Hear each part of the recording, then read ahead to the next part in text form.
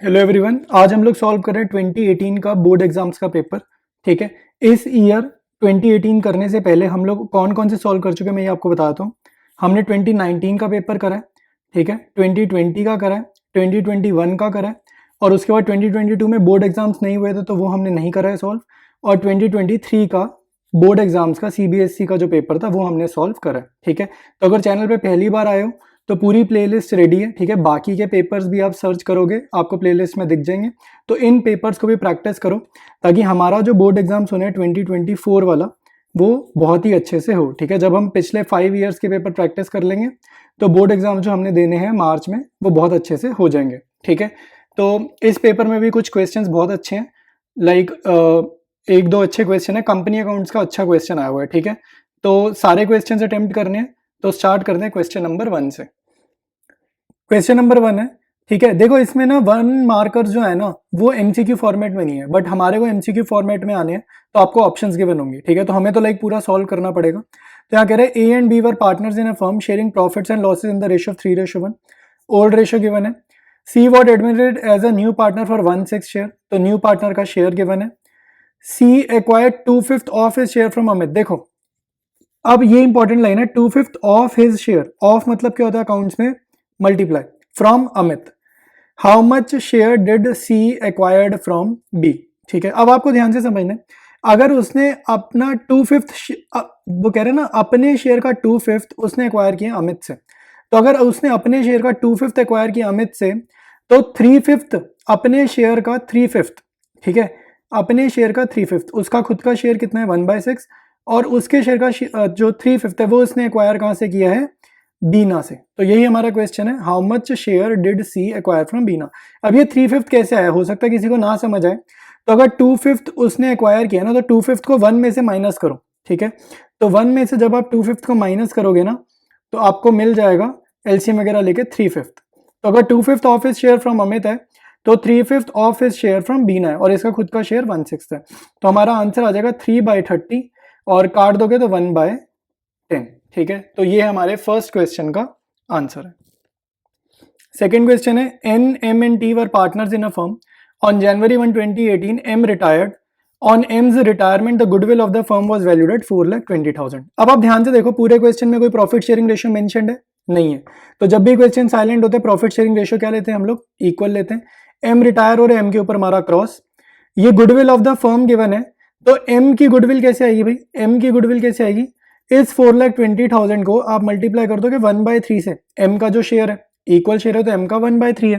ठीक है, तो 4,20,000 को जब आप 1/3 से मल्टीप्लाई करोगे तो ये हमारा आंसर आ रहा है 1,40,000। ठीक है, 14 3 होता है ना 42, तो 1,40,000 एम की गुडविल आ गई, तो एम की गुडविल लिख लेते हैं।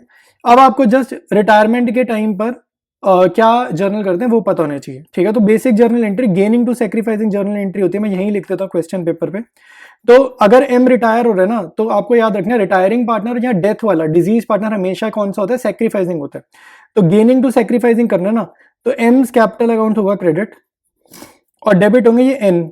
ठीक है, कंटिन्यूइंग पार्टनर डेबिट होंगे एन और टी, इनके कैपिटल अकाउंट को करोगे आप डेबिट, किस रेशियो में, गेनिंग रेशियो में। क्वेश्चन साइलेंट है तो आपने क्या करना है, एम के ऊपर ऐसे पेन रखना है, जो रेशियो दिख रही है वो गेनिंग है, तो क्या दिख रहा है 1/1, तो गेनिंग रेशियो में दिख गई 1/1। यहां पर आपने क्रेडिट में अमाउंट फिल करी 1,40,000, ये 1,40,000 फिल करी, इसको 1:1 में बांटा, तो जर्नल एंट्री हमारे पास आ गई 70-70। अब हमें तो एमसीक्यू आना है, तो एमसीक्यू में जस्ट आपने ये एंट्री ढूंढ लेनी है, आइडेंटिफाई करनी है, और आपको ऑप्शन करेक्ट मिल जाएगी। तो सेकंड क्वेश्चन का ये आंसर है, ये जर्नल एंट्री। थर्ड क्वेश्चन है, distinguish between dissolution of partnership and dissolution of partnership firm on the basis of settlement of assets and liabilities. अब आपने क्या करना है भाई, ये जो थ्योरी का क्वेश्चन है ना, इसमें एक बात आप समझ लो, कोई भी डिसोल्यूशन ऑफ पार्टनरशिप और डिसोल्यूशन ऑफ पार्टनरशिप फर्म के जितने भी बेसिस पे डिफरेंस है ना, सारे डिफरेंस बहुत इंपॉर्टेंट है। ठीक है, इस चीज पे मैंने नोटिस किया ऑलमोस्ट एवरी ऑल्टरनेट ईयर आपको एक एमसीक्यू आया हुआ है, तो इसकी थ्योरी आपने पढ़नी है, याद से पढ़नी है, और बेसिस जितने भी हैं सारे ध्यान से करने हैं। ठीक है, तो ये क्वेश्चन का आंसर मैं नहीं कर रहा हूं, ये आप खुद से थ्योरी रीड करोगे और इस क्वेश्चन का आंसर आप करोगे। ठीक है, स्टार्ट करेंगे इसके बाद नेक्स्ट क्वेश्चन। नेक्स्ट क्वेश्चन अच्छा है, ये क्वेश्चन पढ़ो जरा। इसमें कह रहा है Ritesh and Hitesh are childhood friends, Ritesh is a consultant whereas Hitesh is an architect. ठीक है। तो एक बंदा कंसल्टेंट है, एक बंदा आर्किटेक्ट है। They contributed equal amounts and purchase a building for 2 crore. तो दोनों ने 1 करोड़ ईच मिलाया और एक बिल्डिंग खरीदी 2 करोड़ की, क्योंकि उसने बोला equal amounts. After a year they sold it for 3 crore, तो इन्होंने बेच दी, प्रॉफिट हो गया। And share the profits equally. Are they doing the business in partnership, give reason in support of your answer. तो देखो आपको क्वेश्चन ये पूछ रहा है कि अगर दो लोगों ने मिलकर एक बिल्डिंग खरीदी और वो बिल्डिंग 1 साल बाद बेची, उस पर प्रॉफिट हुआ और वो प्रॉफिट उन्होंने इक्वली बांट लिया, तो क्या ये एक पार्टनरशिप बिजनेस हुआ? ठीक है, ये क्वेश्चन है। क्वेश्चन ये कि क्या ये एक पार्टनरशिप बिजनेस हुआ? तो आपको ये समझना है पार्टनरशिप बिजनेस में ना एक चीज बड़ी इंपॉर्टेंट है कि आपका जो भी काम हो रहा है ना वो रेगुलर बेसिस पर हो रहा है। ठीक है, रेगुलरिटी होती है उस चीज में। तो इसमें क्या कह रहा है कि उन्होंने बिल्डिंग जो खरीदी है वो एक बिल्डिंग खरीदी, 1 साल होल्ड करी और बेच दी। ठीक है, तो इसको ना पार्टनरशिप नहीं बोलेंगे। पार्टनरशिप में होता है रेगुलरली बिजनेस होना। ठीक है, रेगुलरली बार बार ही, तो इसको पार्टनरशिप नहीं बोलेंगे। अगर इसको कुछ बोलेंगे भी तो इसको बोलेंगे को ओनरशिप। ठीक है, कि ये लोग क्या कर रहे हैं, को ओनर्स हैं और उस बिल्डिंग के ऊपर क्या है, को ओनरशिप है। ठीक है, तो को ओनरशिप है या को ओनर्स है, बट पार्टनर्स नहीं है, पार्टनरशिप नहीं है। ठीक है, तो इसका आंसर नो है, इसका आंसर नो हो जाएगा। नेक्स्ट है, is reserve capital a part of unsubscribed capital और अनकॉल्ड कैपिटल। देखो कंपनी अकाउंट्स की थ्योरी में ना बहुत सारी टर्म्स है कैपिटल रिलेटेड, जैसे कैपिटल रिजर्व है, सब्सक्राइब्ड कैपिटल है, ठीक है, और भी इशूड कैपिटल है, ऑथराइज कैपिटल है। ठीक है, आपको इन सबकी डेफिनेशंस की नॉलेज होनी चाहिए, भले ही लर्न ना हो बट नॉलेज होनी चाहिए, क्योंकि 1 मार्कर में हमें तो एमसीक्यू आना है, तो हमें आइडेंटिफाई करने को या उससे रिलेटेड क्वेश्चन आ सकते हैं। ठीक है, तो इस क्वेश्चन का आंसर मैं बताता हूँ, is reserve capital a part of unsubscribed capital और अनकॉल्ड कैपिटल। तो ये जो पार्ट है ये अनकॉल्ड कैपिटल का पार्ट होता है। ठीक है, अगर थ्योरी से हम फेमिलियर होंगे तो ऐसे क्वेश्चंस लाइक बहुत इजी है हमारे लिए। नेक्स्ट है, give the meaning of debentures issued as collateral security. तो आपको बस डेफिनेशन पता होनी चाहिए। कोलैटरल सिक्योरिटी, ठीक है, जब लोन लेती है कंपनी, ठीक है, और डिबेंचर्स को प्लेज करती है, तो वो वाला टॉपिक है ये, वहां पर यूज करते हैं कोलैटरल सिक्योरिटी टर्म। ठीक है, तो आपको ये इसकी एक बारी डेफिनेशन पढ़नी है और स्टार्ट करते हैं इसके बाद नेक्स्ट क्वेश्चन। 7th क्वेश्चन बढ़िया, ठीक है, इस टाइप का क्वेश्चन हमें आना चाहिए। कह रहा है जे के and L were partners in a firm sharing profits. ये इनकी रेशो है, के डाइड, तो बीच वाला पार्टनर की डेथ हो गई, K died, and J and L decided to continue the business, their gaining ratio was 2:3। Calculate the new ratio. ठीक है, ओल्ड रेशो गिवन है, गेनिंग रेशो गिवन है, न्यू रेशो पूछ रहे हैं। ठीक है, तो स्टार्ट करते हैं इसके आंसर को। देखो भाई, गिवन इन्फॉर्मेशन हमने लिख लिया, तो के की डेथ हुई है, तो के का शेयर कितना है भाई, के का शेयर है 2/10। तो 2/10 को ना आप गेनिंग रेशो में बांट दो, क्योंकि इसका शेयर बटेगा जे और एल में इस रेशो में, तो के शेयर को हम गेनिंग रेशो में बांट देंगे, तो ये आ जाएगा 4/50। ठीक है, और ये किसको मिलेगा, 2J। ठीक है, के का ये वाला शेयर किसको मिलेगा, जे को, और जो के का शेयर है 2/10, इसका 3/5 ये किसको मिलेगा, 6/50 ये किसको मिल जाएगा भाई, एल को। ठीक है, तो 2L। तो अब आपने क्या करना है, इनके पुराने शेयर, जब किसी की पार्टनर की डेथ होगी या रिटायरमेंट होगी ना, तो पुराने पार्टनर्स को ज्यादा प्रॉफिट मिलेगा, तो वो गेन कर रहे हैं। ठीक है, तो इनके पुराने शेयर लिखो और उसमें ये शेयर के वाले रिस्पेक्टिवली ऐड कर देंगे। सिंपल क्वेश्चन है। तो जे का पुराना शेयर कितना है, 5/10, के डेथ के बाद ये शेयर उसको और मिल जाएगा, तो 4/50। तो इसको ऐड कर देंगे, एलसीएम सेम करेंगे, 5 से मल्टीप्लाई करा तो 25 + 4 29/50। सिमिलरली के का आप निकालोगे, यहाँ पर के का पुराना शेयर है 3/10, इसमें आपने ऐड करना है ये 6/50। ठीक है, अच्छा मैंने के लिख दिया, ये एल है भाई, के की तो डेथ हुई है ना, तो एल को मिल रहा है के का 6/50। तो ये भी मल्टीप्लाई करो, एलसीएम वगैरह सेम करते हैं, तो 15 + 6 21/50। तो अब दो ही पार्टनर्स हैं, इनके डिनोमिनेटर 50 हैं, हो गए, तो अब इनकी न्यू रेशो कितनी हो जाएगी, 29:21। ठीक है, तो ये हमने न्यू रेशो निकाल ली। तो ये क्वेश्चन था 1 मार्कर का, तो इतनी कैलकुलेशन आपको करनी आनी चाहिए 1 मार्कर के हिसाब से। नेक्स्ट क्वेश्चन है, what is meant by a share, give any 2 differences between preference share equity shares. ठीक है, देखो काफी पुराना पेपर है ना 2018 का, तो थ्योरी ज्यादा आ रखी है, लेकिन जो करंट ट्रेंड चल रहा है ना, इसमें थ्योरी इतनी नहीं आ रही, प्रैक्टिकल बेस्ड एमसीक्यू ज्यादा आ रहे हैं। ठीक है, लेकिन फिर भी जितनी भी थ्योरी से रिलेटेड क्वेश्चंस आपको पुराने पेपर्स में दिख रहे हैं, उनसे रिलेटेड हो सकता है हमें एमसीक्यू आ जाए। ठीक है, तो आपने क्या करना है, ये वाली थ्योरी को रीड जरूर करना है, क्या पता थ्योरी आ जाए, पता नहीं होता ना, ट्रेंड हल्का फुल्का चेंज हो जाए, कुछ पता नहीं होता। तो प्रेफरेंस शेयर इक्विटी शेयर की डेफिनेशन और इनके डिफरेंसेस आप पढ़कर जाओगे। ठीक है, तो वैसे तो ये 3 मार्कर का क्वेश्चन आया हुआ है। ये जो 7th क्वेश्चन हमने किया है ना, ये बोर्ड एग्जाम्स में 3 मार्क्स का आया हुआ है, बट आपको ये सेम क्वेश्चन एमसीक्यू में आ सकता है, ठीक है, बहुत हाई चांसेस हैं ये सेम क्वेश्चन एमसीक्यू में आ जाएगा। और मेरे को लग रहा था ये 1 मार्कर का क्वेश्चन है, बट ये 3 मार्क्स में आया हुआ है, ठीक है। तो आपको 1 मार्कर के पॉइंट ऑफ व्यू से ऐसे क्वेश्चन करने, क्योंकि ऐसे 1 मार्क में मैंने देख रखे हैं।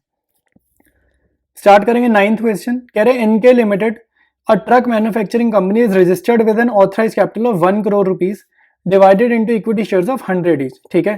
तो ऑथराइज कैपिटल गिवन है 1 करोड़। बैलेंस शीट वाले क्वेश्चन में ऑथराइज कैपिटल का अमाउंट इंपॉर्टेंट होता है, हमें नोट्स टू अकाउंट्स में लिखना होता है, ठीक है। आगे कह रहे हैं the subscribed and paid up capital of the company is 50 lakh rupees. तो सब्सक्राइब्ड और पेड अप कैपिटल जो ऑलरेडी है वो कितनी है, 50 लाख है। फिर क्या हो रहा है, the company decided to open technical schools in Jhalawar district of Rajasthan to train the specially abled children of the area, ठीक है।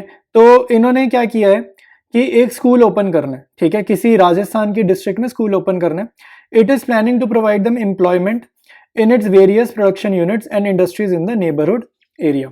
फिर कह रहे to meet the capital expenditure requirements of the project the company offer 20,000 shares to public for subscription. देखो अब company का खर्चा हो रहा है ये स्कूल खोलने में, तो कंपनी को पैसों की जरूरत है और कंपनी क्या कर रही है, शेयर्स इशू करेगी, ठीक है। वो लिख रहे हैं ना ऑफर 20,000, तो कंपनी इशू करेगी 20,000 शेयर्स।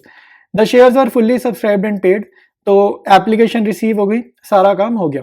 फिर कह रहे प्रेजेंट द शेयर कैपिटल। यहां से मेन हमें समझ आ रहा है कि हमें करना क्या है, क्योंकि ऊपर ये केस स्टडी से रिलेटेड थोड़ा सा इन्होंने क्वेश्चन फ्रेम करा है। तो अब कह रहे हैं present the share capital in the balance sheet of the company as per the provision of schedule 3 of the companies act 2013।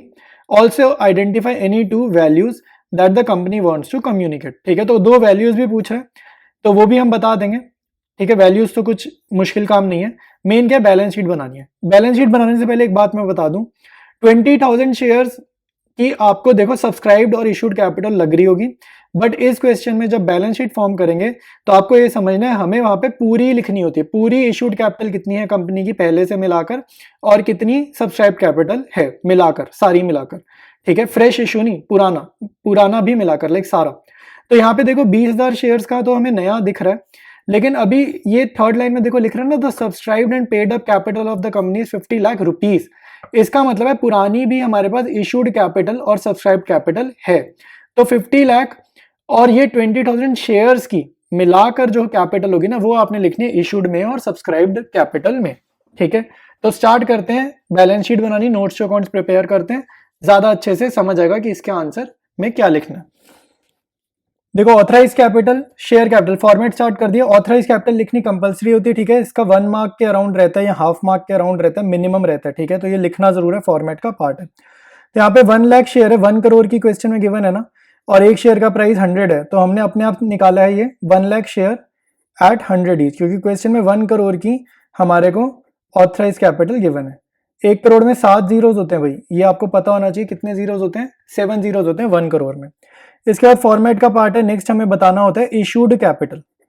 तो इशूड कैपिटल लिखेंगे, तो इशूड कैपिटल में आपने लिखने हैं 70,000 शेयर्स, ठीक है। 50 लाख जो थे वो 50 कितने हो गए 50,000 शेयर्स, क्योंकि 50 लाख रुपए की पहले लिखी हुई थी, 20,000 शेयर्स हमने बाद में करे हैं, तो टोटल 70,000 शेयर्स एट 100 ईच की हो जाएगी हमारी इशूड कैपिटल।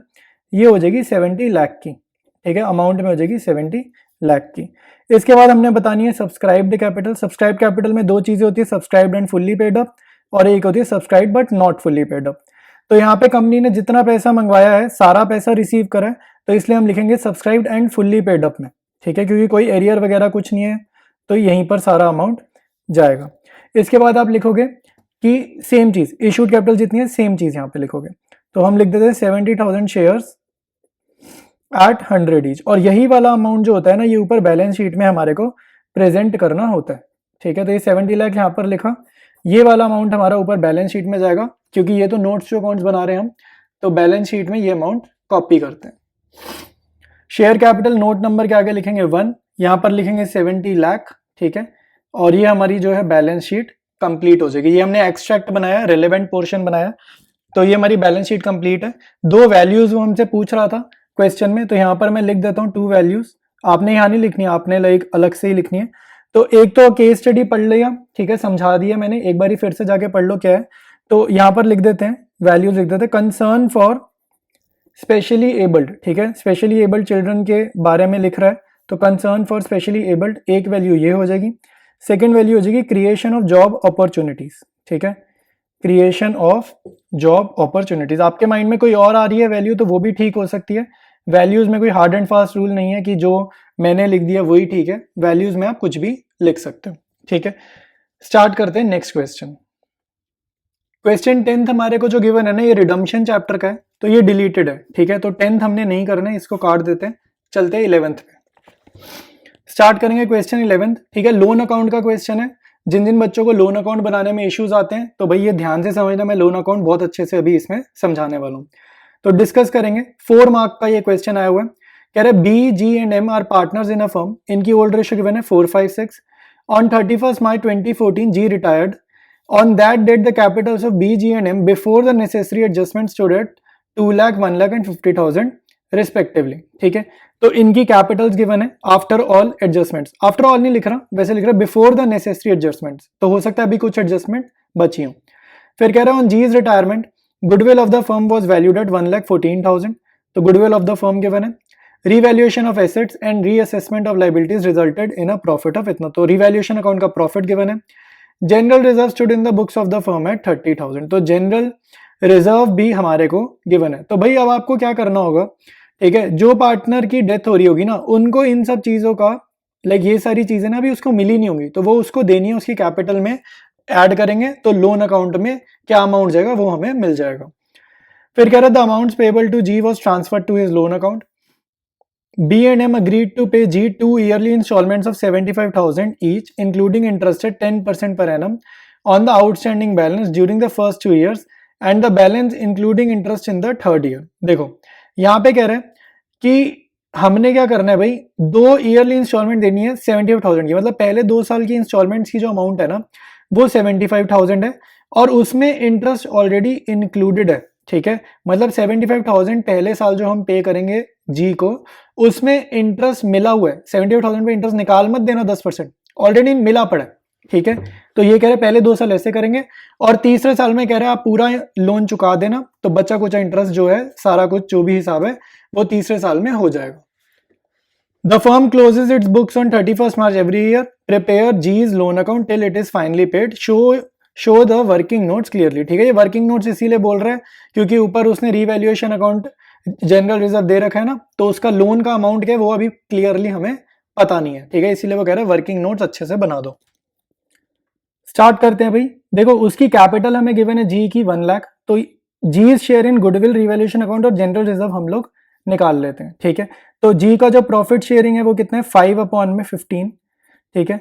तो हमें जो है वो फर्म की गुडविल गिवन है और फर्म की गुडविल कितनी गिवन है 1,14,000, तो 5/15 को 1,14,000 से मल्टीप्लाई करेंगे। रीवैल्यूएशन अकाउंट का प्रॉफिट हमें गिवन है 6,000 और जनरल रिजर्व हमारे को गिवन है 30,000 का, ठीक है। तो ये तो फर्म का था, रिवैल्यूएशन अकाउंट प्रॉफिट फर्म का था, गुडविल फर्म की थी, तो जी के शेयर से मल्टीप्लाई करेंगे और इन सबके आंसर्स को इसकी कैपिटल में ऐड कर देंगे तो पता चल जाएगा लोन अकाउंट में क्या अमाउंट भेजना है, ठीक है। तो जनरल रिजर्व आएगा 10,000 का, रिवैल्यूएशन अकाउंट आएगा 2,000 का, ठीक है, ये 2,000 है और ये आपका आ जाएगा 38,000 का, ठीक है, गुडविल आएगी 38,000 की। तो टोटल कितना हो जाएगा भाई लोन अकाउंट में, अमाउंट देखते हैं लोन अकाउंट में कितना अमाउंट जाएगा, 1 लाख कैपिटल प्लस ये तीनों, तो ये तीनों कितने हैं भाई, ये हो जाएंगे आपके 50,000 के। तो जो फर्म के ऊपर लोन है वो कितना हो जाएगा 1.5 लाख रुपीस का लोन हो जाएगा और ये अमाउंट जाएगा हमारे लोन अकाउंट में और इस पे करेंगे हम लोग इंटरेस्ट का कैलकुलेशन। देखो लोन अकाउंट बनाना कैसे भाई, बहुत बच्चों को दिक्कत आती है, पहले ना बनाने से पहले माइंड में स्ट्रक्चर बना लो कि करना क्या है, ठीक है। तो क्वेश्चन कह रहा है कि पहले 2 साल ना आपको 75,000 रुपीज की इंस्टॉलमेंट देनी है, ठीक है, पहले 2 साल, ठीक है, और उसमें इंटरेस्ट जो है ना वो इंक्लूडेड होगा, यानी कि इंक्लूडिंग इंटरेस्ट, ठीक है, पहले 2 साल। थर्ड साल की ना उसने हमें इंस्टॉलमेंट की अमाउंट बताई है, ना ही उसने कुछ और इन्फॉर्मेशन दी है। तो थर्ड ईयर जब हम बनाएंगे तो उसमें जितना भी लोन का अमाउंट बचा होगा उस लोन के अमाउंट के ऊपर हम इंटरेस्ट का कैलकुलेशन करेंगे और लोन पे ऑफ कर देंगे, ठीक है। तो ऐसे हमें बनाना है, बेसिकली हमें 3 बारी टोटलिंग करनी है लोन अकाउंट बनाते टाइम, ठीक है, यानी कि 3 फाइनेंशियल ईयर के हिसाब से लोन बनाना है। तो स्टार्ट करते हैं लोन अकाउंट बनाना। फर्स्ट डेट हम डालेंगे 2014 अप्रैल 1, ठीक है। अप्रैल 1 इसलिए लिया क्योंकि 31 मार्च को उसकी रिटायरमेंट हुई है। तो यहाँ पर आप लिखोगे बाय जीज कैपिटल अकाउंट, और यहाँ पर आप अमाउंट लिखोगे सारा का सारा जिसके ऊपर लोन का कैलकुलेशन करना है, और वो कितना है 1,50,000। ये चीज हमने अभी अभी निकाली है। अब आप ध्यान से देखो आपने बनाना कैसे है। इंटरेस्ट का कैलकुलेशन होगा 1 साल बाद, तो यहाँ पर लिखेंगे मार्च 31 2015 का 1 साल बाद आ गए। यहाँ पर हमने क्या करना है, लोन पे ऑफ कर रहे हैं, तो पे ऑफ कर रहे हैं तो पेमेंट करेंगे टू बैंक अकाउंट, ठीक है। और कितना अमाउंट पे होगा, यहाँ पे क्लियर क्वेश्चन ने बोला है कि आपको फर्स्ट इंस्टॉलमेंट जो है वो करनी है 75,000 की। इसमें कितना इंटरेस्ट है उसने हमें नहीं बताया, तो हमें जो गिवन इन्फॉर्मेशन है वो हमने यहाँ पर लिख ली। लेकिन अब जब भी हम ये पहली बारी फाइनेंशियल ईयर क्लोज करेंगे ना, तो जब हम फाइनेंशियल ईयर क्लोज करते हैं हमें टोटल करना होता है। तो आपने कभी भी फाइनेंशियल ईयर क्लोज ऐसे ही नहीं कर देना, आपने इंटरेस्ट ड्यू करना है, ठीक है। लोन के अमाउंट पर इंटरेस्ट आपने ड्यू करना है, ठीक है। तो कितना इंटरेस्ट है भाई, यहाँ पर लिखेंगे, एक तो डेट 1 साल बाद आ जाएगी 2015 मार्च 31 यहाँ पर हम लिखेंगे। और इंटरेस्ट का कैलकुलेशन आप कैसे करोगे, आपको लोन का इंटरेस्ट गिवन है 10%, तो आप यहाँ 10% लिखोगे, ठीक है। और रेट ऑफ इंटरेस्ट लिख लिया कितने पे, 1,50,000 पे, तो यानी कि इंटरेस्ट कितना है 15,000 का, वो आप यहाँ पर लिख दोगे। अब बड़ी वाली साइड का टोटल करा, ये आ जाएगा 1,65,000। 1,65,000 दूसरी साइड कॉपी किया, यहाँ पर हमने निकाला टू बैलेंस CD, ये हमारी बैलेंसिंग फिगर है, डेट सेम है 2015 मार्च 31। ये देखो यहाँ पे 3 डेट्स देखो सेम है, इंटरेस्ट 1 साल बाद जो कैलकुलेट होता है वो डेट, पेमेंट वाली डेट और बैलेंस CD की डेट हमेशा सेम रहती है, ठीक है। तो अब यहाँ पर कितना आ जाएगा हमारा बैलेंसिंग फिगर, 90,000 आ जाएगा। अब ये जो बैलेंसिंग फिगर है यहाँ पे टोटल हो गया ना, टोटल के बाद आपको नेक्स्ट डेट लिखनी होती है फाइनेंशियल ईयर की बिगनिंग की, न्यू फाइनेंशियल ईयर। तो यहाँ लिखोगे एक दिन आगे आ जाओगे ना, मार्च 31 से एक दिन आगे आ जाओगे, ईयर वही रहेगा और डेट आ जाएगी अप्रैल 1। तो यहाँ लिखेंगे by balance BD, same amount यहाँ पर 90,000 कॉपी करेंगे। और क्वेश्चन में बोला है आपकी सेकंड इंस्टॉलमेंट की अमाउंट क्या होगी, तो उसने बोला है वो रहेगी 75,000 इंक्लूडिंग इंटरेस्ट। तो यहाँ पर मैंने 75,000 पहले ही लिख लिया बिना इंटरेस्ट ड्यू करे। लेकिन यहाँ पे डेट आपको ठीक डालनी है, डेट डालते हुए ध्यान रखना 2016 मार्च 31 डालनी है, 1 साल बाद पेमेंट करेंगे अगली वाली, ठीक है। अगली इंस्टॉलमेंट 1 साल बाद होगी। सेम प्रोसेस रिपीट करेंगे, इस फाइनेंशियल ईयर को क्लोज करेंगे 2016 मार्च 31 डेट लिखेंगे, इंटरेस्ट ड्यू करेंगे, इंटरेस्ट ड्यू करोगे लोन पे कितना, अब लोन ड्यू है कंपनी के ऊपर या फर्म के ऊपर, तो अब 90,000 अमाउंट ड्यू है, तो इस 90,000 का आप 10% निकाल दोगे, ये आपका आएगा 9,000, ठीक है। सेम प्रोसेस बड़ी वाली साइड का टोटल करेंगे, छोटी वाली साइड उस टोटल को कॉपी करेंगे और बैलेंसिंग फिगर को हम कैलकुलेट कर देंगे। बैलेंसिंग फिगर जाएगी टू बैलेंस CD के नेम से, ठीक है। अमाउंट आ जाएगा 24,000 का, और यहाँ पर डेट सेम 2016 मार्च 31, यहाँ पर आप डेट सेम लिख दोगे। नेक्स्ट स्टेप टोटलिंग होगी, फाइनेंशियल ईयर चेंज होगा, तो फाइनेंशियल ईयर क्या होगा भाई, 2016 मार्च 31 लिखा है यहाँ पर, जस्ट एक दिन आगे जाएंगे, फाइनेंशियल ईयर हमारा अप्रैल से स्टार्ट होता है, तो 2016 अप्रैल 1 by balance BD। Third year में लोन हमें खत्म करना है, कहीं नहीं बताया क्या इंटरेस्ट है क्या हिसाब किताब है, कुछ नहीं पता, आपने 1 साल का इंटरेस्ट यहाँ पर ड्यू करना है। अब देखो यहाँ पर मैं टू बैंक अकाउंट का अमाउंट पहले नहीं लिख रहा, पहले दोनों जो ऊपर बनाया है ये वाला और इससे पिछले वाला, वहां पर मैंने 75,000 लिख दिया था, वो क्योंकि क्वेश्चन में गिवन था इसलिए लिख दिया था। अब थर्ड ईयर में कितना पे करना है वो नहीं पता है, तो यहाँ पर मेरे को पता है पेमेंट करूंगा 1 साल बाद, तो डेट तो मेरे को पता है लेकिन अमाउंट नहीं पता, तो अमाउंट हम निकालेंगे। लोन का अमाउंट 24,000, इस 24,000 के ऊपर आप इंटरेस्ट निकालोगे, रेट ऑफ इंटरेस्ट जो भी क्वेश्चन में गिवन है 10%, तो 2400। यहाँ पर डेट डलेगी साल के एंड की 2017 मार्च 31 टू बैंक अकाउंट, ठीक है। लास्ट इंस्टॉलमेंट हम कर देंगे, तो सिंपल है, बड़ी वाली साइड का टोटल करा ये आ रहा है 26,400, यही टोटल कॉपी करा छोटी वाली साइड 26,400, और आप कुछ भी नहीं करना, आपको ये सारा का सारा अमाउंट पे ऑफ कर देना है, तो लोन फर्म के ऊपर से निकल जाएगा। और यहाँ पे टू बैलेंस CD मत लिखना, कि जब दोनों साइड का टोटल सेम आ जाए तो समझ जाना कि जो भी हमारी बैलेंसिंग फिगर है वो नहीं निकलेगी, और अकाउंट जो है लोन अकाउंट वो क्लोज हो गया, मतलब फर्म के ऊपर अब लोन नहीं रहा, फर्म ने सारा लोन चुका दिया, ठीक है। तो ये हमारा लोन अकाउंट था, लोन अकाउंट हमारा कंप्लीट है। एक बार मैं जूम आउट करके कंप्लीट लोन अकाउंट आपको दिखा देता हूं। तो ये कंप्लीट लोन अकाउंट है। अब स्टार्ट करेंगे नेक्स्ट क्वेश्चन, ये क्वेश्चन बढ़िया है भाई, गुडविल चैप्टर और एडमिशन चैप्टर का एक तरीके से काइंड ऑफ मिक्स क्वेश्चन आ रखा है, ठीक है। तो दोनों चैप्टर आपके अच्छे से होंगे तैयार, तो ही ये क्वेश्चन हो पाएगा। स्टार्ट करेंगे। Asha and Aditi are partners in a firm sharing profits and losses in the ratio of 3:2। They admit Raghav as a partner for 1/4 share, तो न्यू पार्टनर का शेयर गिवन है 1/4, ओल्ड रेशियो गिवन है 3:2। Raghav bring 6 lakh as his capital and his share of goodwill in cash, ठीक है। तो capital कितनी ला रहा है, गुडविल कैश में ला रहा है, कितनी ला रहा है गुडविल ये नहीं पता। तो goodwill of the firm is to be valued at 2 years purchase of average profit of last 4 years। तो देखो नंबर ऑफ ईयर परचेज 2 दे दिए, एवरेज प्रॉफिट का डेटा दे दिया, ठीक है। तो गुडविल हमसे फर्म की निकलवाएगा, उसको मल्टीप्लाई कर दोगे उसके शेयर से, तो राघव की गुडविल मिल जाएगी जो वो कैश में ला रहा है। तो कैश में ला रहा है तो करंट अकाउंट वगैरह ओपन करने का चक्कर नहीं है। फिर कह रहा है the following additional information is given to cover management cost and annual charge of 56,250 should be made for the purpose of valuation of goodwill. तो वो ये कह रहा है कि आपको ये जो प्रॉफिट दिख रहे हैं 4 सालों के, इसमें से 56,250 को हमें माइनस करना चाहिए जब हम गुडविल की कैलकुलेशन करें। तो आपको इन चारों सालों के प्रॉफिट में से 56,250 माइनस करना है, ठीक है। उसके बाद आप एवरेजिंग करोगे। आई बात समझ। सेकेंड पॉइंट है the closing stock for the year ended 31 March 2017। 31 March 2017 belong करता है हमारे लास्ट ईयर को, इस ईयर को बिलोंग करता है ये, यानी कि सेकेंड एडजस्टमेंट का इफेक्ट आएगा लास्ट वाले इस वाले ईयर के प्रॉफिट के ऊपर। तो कह रहा है closing stock was over valued bye 15,000। देखो जब भी आपका क्लोजिंग स्टॉक ओवर वैल्यूड होगा ना, इसमें ना 4 केसेस बनते हैं, मैं थोड़ा डिटेल में समझा देता हूं ताकि चाहे क्लोजिंग स्टॉक आए, ओपनिंग स्टॉक आए, अंडर वैल्यूड आए या ओवर वैल्यूड आए, सारा आपको समझ में आ जाएगा। ये ध्यान से समझो, 2 मिनट में कॉन्सेप्ट पूरा एक्सप्लेन कर देता हूं, फिर आपको बहुत इजीली ये क्वेश्चन हो जाएगा। देखो भाई, ट्रेडिंग अकाउंट हमने क्लास 11 में बनाया था, ऐसे बनता है। नहीं बनाया था तो यहां समझ लो, ज्यादा मुश्किल काम नहीं बता रहा, ठीक है, बहुत सिंपल बता रहा हूं। ट्रेडिंग अकाउंट में क्या होता है, डेबिट साइड पे हम लिखते हैं एक्सपेंसेस और क्रेडिट साइड पे हम लिखते हैं इनकम्स, ठीक है। तो सिंपल सी बात है, क्लोजिंग स्टॉक क्रेडिट में आता था, ओपनिंग स्टॉक डेबिट में आता था। अब आप खुद सोचो, हमें क्वेश्चन में कह रहा है कि closing stock was over valued, तो अगर क्लोजिंग स्टॉक ओवर वैल्यूड है मतलब क्रेडिट साइड ज्यादा है, क्लोजिंग स्टॉक क्योंकि क्रेडिट साइड में आता है, तो अगर क्रेडिट साइड ज्यादा है यानी कि इनकम ज्यादा है, इनकम ज्यादा है तो हमारा ग्रॉस प्रॉफिट क्या आ रहा होगा, ज्यादा आ रहा होगा। तो हमें क्या करना है, ठीक करना होता है, तो हम क्या करेंगे, इसको माइनस करेंगे, ठीक है। अगर किसी क्वेश्चन में बोल देगा क्लोजिंग की जगह opening stock was over valued, तो आपको ये समझना अगर ओपनिंग स्टॉक ओवर वैल्यूड है तो खर्चे ज्यादा है, खर्चे ज्यादा है तो प्रॉफिट आपका कम दिखेगा, प्रॉफिट कम दिखेगा तो हमें उसको क्या करना होगा, बढ़ाना होगा, ठीक है।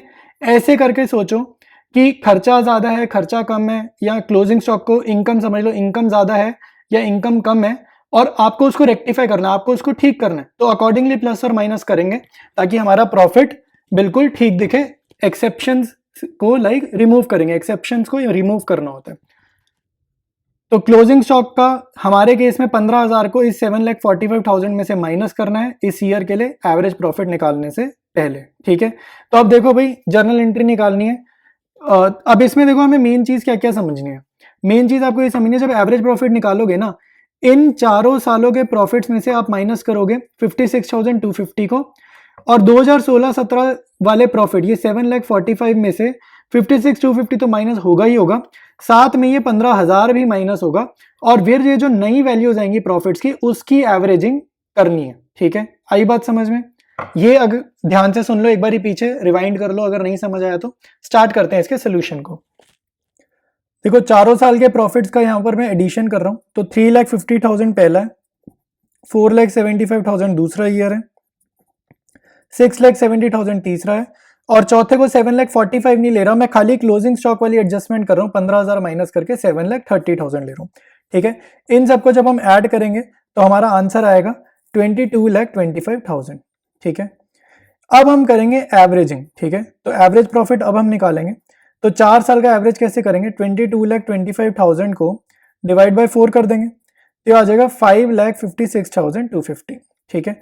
उसके बाद हमें जो एवरेज प्रॉफिट चाहिए, तो उसके लिए क्या करना होगा, जो पॉइंट नंबर 1 है ना 56,250, ठीक है, ये जो मैनेजमेंट कॉस्ट थी, चाहो तो आप इंडिविजुअली इन सब में से एक एक बार माइनस करके टोटल निकालते हो, डिवाइड बाय 4 करते, या फिर आप इस चारों में से पहले एवरेज प्रॉफिट निकाल लिया, माइनस नहीं किया, और जो एवरेज प्रॉफिट आ गया उसमें से एक बारी आपने मैनेजमेंट कॉस्ट माइनस कर दी 56,250 की, ठीक है। तो ये आपका आ जाएगा, सिंपल माइनस है, डिफरेंस बहुत सिंपल है, 5 लाख रुपीज ये आपका आ जाएगा एवरेज प्रॉफिट फर्म का, ठीक है, ये फर्म का है।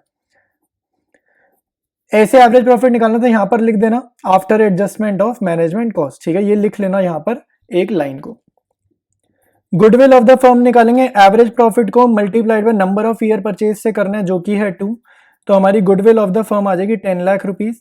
उसके बाद हमारे को जो न्यू पार्टनर आ रहा है Raghav, R share in goodwill निकालना है, तो आर शेयर इन गुडविल निकाल लेते हैं। 1/4 शेयर के लिए वो आ रहा है। फर्म की गुडविल 10 लाख से मल्टीप्लाई करेंगे तो 2,50,000 गुडविल का उसका शेयर है जो कि वो कैश की फॉर्म में लेकर आ रहा है। तो ये हमने उसके न्यू पार्टनर की गुडविल हमने निकाल ली है। अब सीधे सीधे कर देंगे जर्नल एंट्रीज। डेट के कॉलम में डेट लिखेंगे, यहीं पर ही मैं जर्नल एंट्री कर देता हूँ, 2 ही जर्नल एंट्रीज करनी है। फर्स्ट जर्नल एंट्री बहुत बेसिक वाली है जो हमारी होती है बैंक अकाउंट डेबिटेड, या फिर यहाँ पे कैश अकाउंट भी कर सकते हैं। 2R राघव है, 2R capital account, 2 premium for goodwill, ठीक है। फर्स्ट एंट्री हमारी ये होती है। अब इसमें देखो भाई कितना वो कैश ला रहा है, कैपिटल की फॉर्म में वो 6 लाख ला रहा है, क्वेश्चन में बताया गया। प्रीमियम फॉर गुडविल हमने निकाला है 2,50,000, वो आ रहा है। टोटल 8,50,000 पैसा वो फर्म के लिए लेकर आ रहा है। सेकेंड एंट्री सेम डेट, ये प्रीमियम बटेगा कौन सी रेशियो में, सैक्रिफाइसिंग रेशियो में, ओल्ड पार्टनर्स में। तो प्रीमियम फॉर गुडविल 2A2, ठीक है, दोनों ही वैसे ए से हैं, एक का नाम है आशा और दूसरे का अदिति, ठीक है। तो आशाज कैपिटल और दूसरी पार्टनर है अदिति, ठीक है, तो अदिति's कैपिटल अकाउंट। सिंपल 2,50,000 को आप बांटोगे सैक्रिफाइसिंग रेशियो में। क्वेश्चन जब भी साइलेंट होगा ओल्ड रेशियो और सैक्रिफाइसिंग रेशियो हमारी बराबर होगी, तो यहाँ पर सैक्रिफाइसिंग रेशियो हो जाएगी 3:2। 2,50,000 को 3:2 में बांट देते हैं, ये आ जाएगा 1,50,000 और 1 लाख। तो ये 2 जर्नल एंट्रीज करनी थी, गुडविल की कैलकुलेशन थी और 4 नंबर का ये हमारा क्वेश्चन था। अब करेंगे नेक्स्ट क्वेश्चन। स्टार्ट करते हैं नेक्स्ट क्वेश्चन। डेथ चैप्टर का क्वेश्चन है। 3 पार्टनर्स हैं, इनकी ओल्ड रेशियो गिवन है, के की डेथ हुई है, ठीक है। रीड करते हैं, अच्छा क्वेश्चन है। बैलेंस शीट देखो भाई, बैलेंस शीट में एक जनरल रिजर्व दिख रहा है जो हमें बांटना होगा, बाकी कुछ ऐसा दिख नहीं रहा, एसेट्स में लॉस नहीं दिख रहा, लायबिलिटीज में कोई और अनडिस्ट्रीब्यूटेड प्रॉफिट नहीं दिख रहा, ठीक है। करण की हमारी डेथ हुई है तो इस पर निशानी के लिए क्रॉस बना लिया। नीचे एडजस्टमेंट्स देखते हैं और सीधा इसका कैपिटल अकाउंट बनाने को बोल रहा है, और ये क्वेश्चन आया हुआ है आपका 6 मार्क्स का, ठीक है, 6 मार्क्स का ये आया था 2018 में। तो लिख रहे हैं करण डाइड ऑन 12/6/2017। देखो डेट इसने थोड़ा डिफरेंट फॉर्मेट में लिख दिया, तो इसकी डेथ हम लिख लेते हैं, इसको थोड़ा इजियर हो जाएगा हमारे लिए समझना। तो इसकी डेट ऑफ डेथ है 12 जून।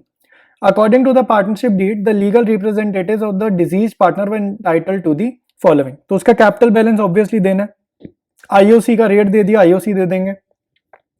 Share of goodwill, goodwill of the firm on current date, तो भाई इसका ये तो गुडविल ऑफ द फर्म है, इसके शेयर से मल्टीप्लाई कर देंगे तो हमारे को इसके शेयर की गुडविल मिल जाएगी, ठीक है, तो ये भी दे देंगे। लास्ट है share in the profits of the firm till the date of his death calculated on the basis of last year profit. तो लास्ट ईयर के प्रॉफिट को बेस मानोगे और आपको प्रॉफिट देना है till the date of his death, यानी कि टाइम फैक्टर। टाइम फैक्टर मतलब कितने महीने वो इस ईयर फर्म में काम कर रहा था, उतने महीनों का प्रॉफिट दे देंगे, यानी कि 2/12 से मल्टीप्लाई करें या 3/12 से मल्टीप्लाई करें, लाइक वो वाली चीज, उसको मैं टाइम फैक्टर कहता हूँ। तो आगे कह रहे हैं the profit of the firm for the year ended, पिछले साल का प्रॉफिट गिवन है 5 लाख रुपए। तो इसको आप मल्टीप्लाई करोगे इसके शेयर से और साथ साथ नंबर ऑफ मंथ्स जितने वो इस ईयर रहा है, अलाइव रहा है बेसिकली, ठीक है। अब यहाँ पर आप ध्यान से देखो, डेट ऑफ डेथ बड़ी इंपॉर्टेंट है इस क्वेश्चन में। तो आप डेट ऑफ डेथ से ना ध्यान देखो, ये मिड ऑफ द मंथ नहीं मरा, ठीक है, यानी कि हम मंथली कैलकुलेशन नहीं कर सकते।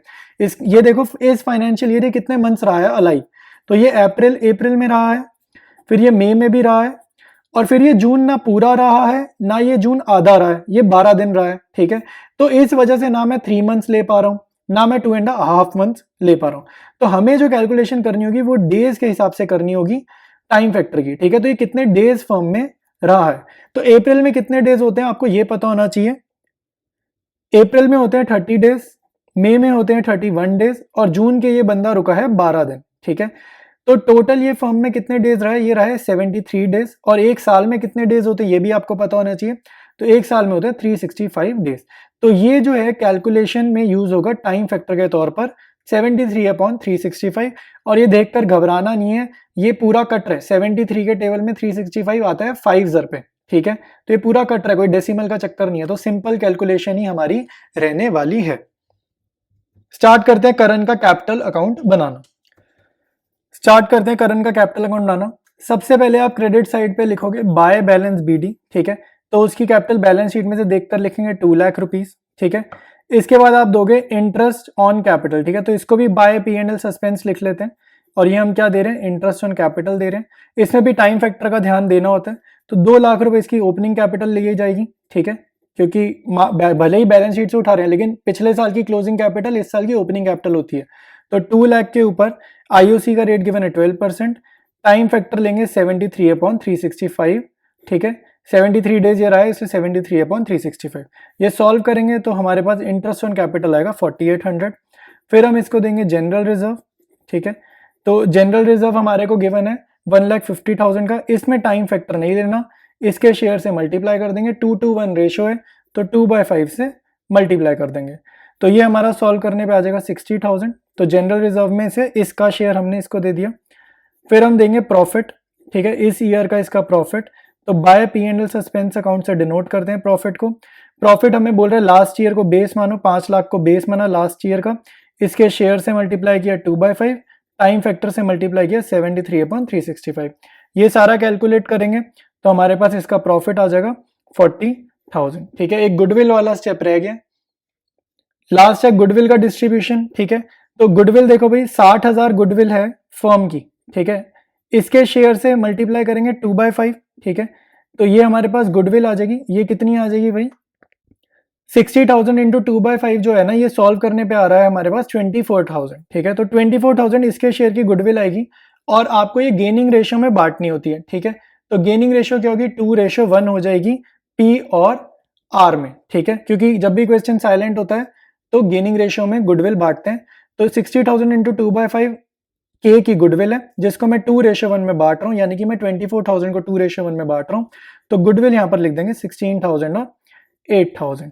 इसके बाद हमने कुछ नहीं करना, टोटल करना है क्रेडिट साइड का, बड़ी वाली साइड का टोटल करेंगे। डेबिट में एक भी आइटम हमने नहीं लिखी है और ना ही लिखनी है, तो बड़ी साइड का टोटल करा, छोटी वाली साइड पर लिख दिया थ्रू, और ठीक है, छोटी वाली साइड पर कॉपी करते हैं, और यही हमारी बैलेंसिंग फिगर रहेगी, ठीक है। यहाँ पर अमाउंट लिखेंगे, और किसका अकाउंट लिखेंगे भाई, यहाँ लिखना है आपने उसके जो भी डिजीज पार्टनर होता है ना डेथ चैप्टर में, उसका एग्जीक्यूटर अकाउंट लिखना होता है, और वही हमारी बैलेंसिंग फिगर है 3,28,800 यहाँ पर कॉपी करेंगे। तो ये हमारा क्या है, कैपिटल अकाउंट हो गया करंट का रेडी, और ये 6 मार्क्स में आ रखा है। स्टार्ट करते हैं नेक्स्ट क्वेश्चन, एडमिशन चैप्टर का क्वेश्चन है। C and D were partners, old ratio equal यानी कि 1:1। बैलेंस शीट गिवन है, बैलेंस शीट में ध्यान से देखो, कोई जनरल रिजर्व नहीं, कोई लॉसेस नहीं, सिंपल सी बैलेंस शीट हमें गिवन है। स्टार्ट करते हैं, एडिशनल इंफॉर्मेशन पढ़नी है इस क्वेश्चन की। कह रहा है 1 अप्रैल 2017 they admitted Elina as a new partner for 1/3 share, तो न्यू पार्टनर का शेयर गिवन है। E will bring 3 lakh as her capital and 5 lakh as her share of goodwill premium, half of which will be withdrawn by C and D. तो withdraw करेंगे तो आपको partners capital account की debit में 2 bank account या 2 cash account करना है, ठीक है, जितनी भी गुडविल इंडिविजुअल पार्टनर को मिलेगी रिस्पेक्टिवली उसका आधा ये लोग विड्रॉ करने वाले। तो पॉइंट नंबर 1 में ये था। सेकंड कह रहा है debtors to the extent of 5,000 were unrecorded, तो रिकॉर्ड नहीं किए, फायदे की बात है, आप रिकॉर्ड कर लो, तो रीवैल्यूएशन अकाउंट की क्रेडिट साइड में ये लिख देंगे। Furniture will be reduce by 10% and 5% for provision for bad and doubtful debts will be created on BR and debtor. तो दोनों की दोनों नुकसान वाली बातें रीवैल्यूएशन अकाउंट की डेबिट साइड में जाएंगी। बैलेंस शीट हमें बतानी नहीं है, इसलिए मैं बैलेंस शीट वाले एस्पेक्ट डिस्कस भी नहीं कर रहा। फोर्थ है value of land and building will be appreciated, फायदे की बात है, रीवैल्यूएशन अकाउंट की क्रेडिट साइड पर लिख देंगे।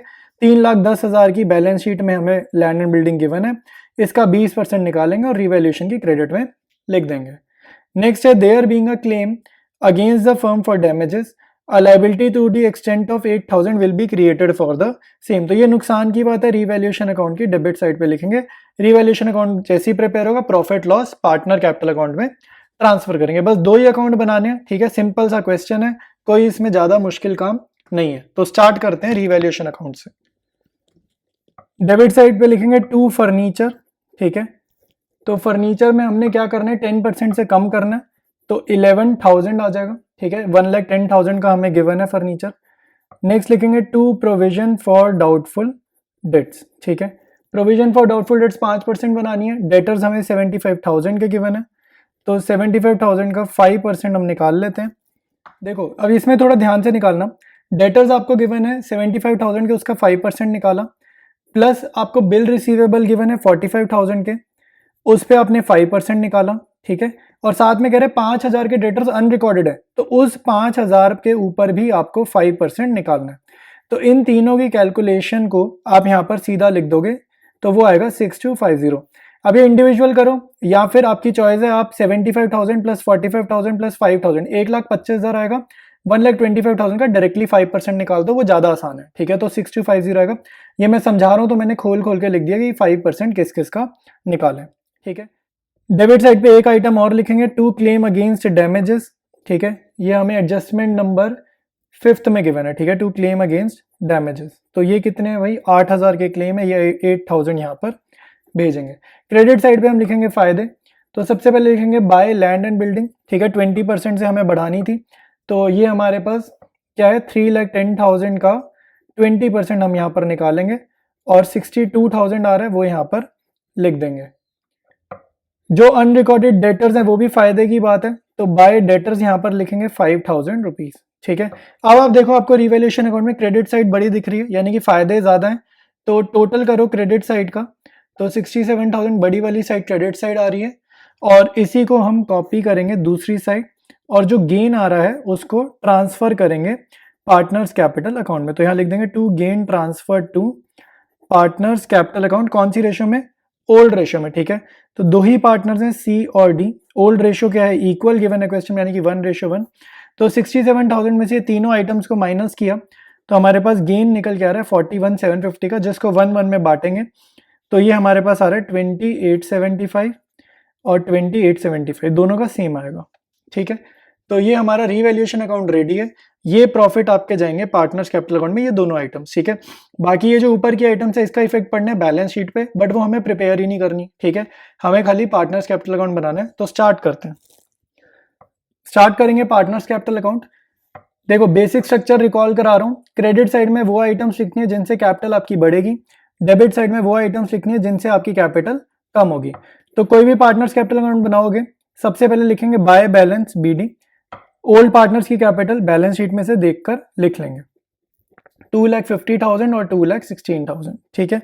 रीवैल्यूएशन अकाउंट का जो प्रॉफिट निकाला है अभी अभी, इसको यहाँ पर पोस्ट करेंगे, इनसे इनकी कैपिटल बढ़ेगी तो क्रेडिट साइड पर लिखेंगे। सेम जो आपने प्रॉफिट निकाले वो यहाँ पर कॉपी करो, 28,75, 28,75, ठीक है। तो 80 बोल दिया मैंने, ये 2875 ही है। इसके बाद देखो न्यू पार्टनर जो कैपिटल लाया है वो लिखेंगे बाय बैंक अकाउंट, बहुत सिंपल क्वेश्चन है, कोई एडजस्टमेंट ऑफ कैपिटल वाला क्वेश्चन दिया ही नहीं है, बिल्कुल बेसिक क्वेश्चन दे दिया। तो न्यू पार्टनर की कैपिटल यहाँ लिख दी, फिर वो जितनी गुडविल ला रहा है न्यू पार्टनर वो यहाँ पर बांट देंगे सैक्रिफाइसिंग रेशो में ओल्ड पार्टनर्स में, ठीक है। तो बाय प्रीमियम फॉर गुडविल, ठीक है, कितनी गुडविल वो ला रहा है, क्लियर उसने बोला 50,000 निकाल के दिए 50,000, और आपने इसको बांटना है इक्वली, ठीक है, 1:1।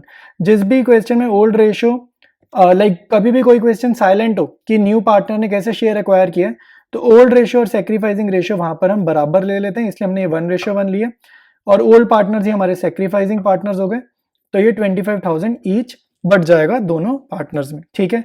अब क्वेश्चन में एक पॉइंट नंबर 1 में जहां पर गुडविल की इंफॉर्मेशन है वहां उसने साफ साफ बोला है कि जब दोनों पार्टनर्स को गुडविल मिलेगी वो आधी गुडविल विड्रॉ कर लेंगे, ठीक है। तो 25,000 मिली है ईच, तो दोनों हाफ विड्रॉ कर रहे हैं, तो 12,500 डेबिट में लिखेंगे, माइनस हो गया, बेसिकली इनकी कैपिटल कम हो गई, ठीक है। और कुछ एडजस्टमेंट है नहीं क्वेश्चन में, बड़ी वाली साइड का आप टोटल करोगे, छोटी वाली साइड लिख देंगे और बैलेंसिंग फिगर निकाल देंगे, ठीक है, और वहीं पर हमारा क्वेश्चन ओवर है। तो क्रेडिट साइड का टोटल करते हैं, सी की क्रेडिट साइड का टोटल किया, ये आ रहा है 2,95,875, इसी को कॉपी किया दूसरी साइड, ठीक है। 2,95,875 में से 12,500 माइनस करेंगे तो ये आ जाएगा 2,83,375, ठीक है। क्रेडिट साइड में डी का टोटल करेंगे, ये आ जाएगा 2,61,875, कॉपी करेंगे दूसरी साइड, छोटी वाली साइड सेम टोटल, इसमें से 12,500 माइनस करेंगे, ये आएगा 2,49,375। एलिना का एक ही आइटम है 3 लाख, बैलेंसिंग फिगर भी 3 लाख, ठीक है। तो ये हमारा पार्टनर्स कैपिटल अकाउंट प्रिपेयर है। एक बार बैलेंस ईडी के अमाउंट बोल देता हूँ, ये लिखा है 2,83,375, दामिनी में बैलेंस ईडी लिखा है 2,49,375, ठीक है। तो पार्टनर्स कैपिटल अकाउंट प्रिपेयर्ड है, क्वेश्चन हमारा कंप्लीट है। अब स्टार्ट करेंगे next question. Next question number 15 जो है वो हमारा रिडम्पशन चैप्टर का आना है, तो वो तो डिलीटेड है, तो ये क्वेश्चन हम नहीं कर रहे। 16th पे आएंगे। रियलाइजेशन चैप्टर का हमें क्वेश्चन आया हुआ है। देखो इसमें क्या है, 8 नंबर में ये भले ही आया, बट आपको ये क्वेश्चन करना है प्रैक्टिस, क्योंकि हमें 6 नंबर में आ सकता है सेम क्वेश्चन। बस वो ये बोल देगा कि लास्ट में बैंक अकाउंट मत बनाओ, ठीक है। यहाँ पे जैसे इसमें 3 चीजें बोली, रियलाइजेशन अकाउंट, पार्टनर्स कैपिटल और बैंक अकाउंट। तो क्योंकि हमें 6 मार्कर्स में आना, तो हो सकता है बैंक अकाउंट मना कर दे, लेकिन बाकी क्वेश्चन ऐसा आ जाए। तो डिस्कस करेंगे। SR and M were partners, old ratio given है 2:1। On 31 March 2017 their balance sheet was as follows, ठीक है। तो अब देखो, आप बैलेंस शीट में कैपिटल देखो ध्यान से, सृजन, ठीक है। एस और आर की कैपिटल तो वहीं लिखी है लाइबिलिटीज में जहां मोस्टली होती है, लेकिन एम की कैपिटल एसेट्स में लिखे है। इसका मतलब है कि जब पार्टनर्स कैपिटल अकाउंट बनेगा तो एम का जो होगा वो डेबिट बैलेंस होगा, ठीक है। मतलब to balance BD 10,000 partners capital account में लिखने। एसेट्स में और ध्यान से देखोगे तो आपको लास्ट में P&L अकाउंट भी दिख रहे हैं। इसका जो नेचर होता है वो लॉस होता है, तो ये भी आपको ध्यान रखना है, पार्टनर्स कैपिटल अकाउंट में भेजना है, इसको ध्यान रखना है, ठीक है। लाइबिलिटीज में और कुछ नहीं है, ठीक है। अब क्योंकि हमें डिसोल्यूशन का क्वेश्चन है, रियलाइजेशन अकाउंट बनाना है, तो ये 3 लाइबिलिटीज और आपकी ये, ठीक है, प्लांट, इन्वेस्टमेंट, स्टॉक, डेटर्स, ये चारों की चारों चीजें जाएंगी हमारी रियलाइजेशन अकाउंट में जब हम डेटा कॉपी करेंगे फर्स्ट स्टेप में, ठीक है। अब देखते हैं एडजस्टमेंट हमें क्वेश्चन में क्या गिवन है। एडिशनल इंफॉर्मेशन देखेंगे। पॉइंट 1 में कह रहे हैं S was appointed to realise the assets and discharge the liabilities, ठीक है। तो एस को फर्म ने अपॉइंट किया। S was to receive 5% commission on sale of assets and was to bear all expenses of realisation. देखो 5% commission हम दे देंगे, ठीक है। जब एसेट्स बेचेंगे ना, तो उस अमाउंट का जो भी अमाउंट रिसीव होगा एसेट्स बेचने पर, उसका 5% हम निकालेंगे और हम इसको कमीशन की फॉर्म में दे देंगे, ठीक है। और उसके बाद जो भी एक्सपेंसेस होंगे ना, वो फर्म की रिस्पॉन्सिबिलिटी नहीं है, वो सृजन खुद ही बियर करेगी। वो क्योंकि लिख रहे हैं was to bear all expenses of realisation, कि कमीशन देने के बाद जो भी हो रहा है खर्चा, वो फर्म की रिस्पॉन्सिबिलिटी नहीं है। तो फर्स्ट पॉइंट के साथ साथ आप लास्ट पॉइंट भी डिस्कस कर लेते हैं, ये इंटरकनेक्टेड है। लास्ट पॉइंट कह रहे expenses of realisation amounting to 3,000 were paid by सृजन।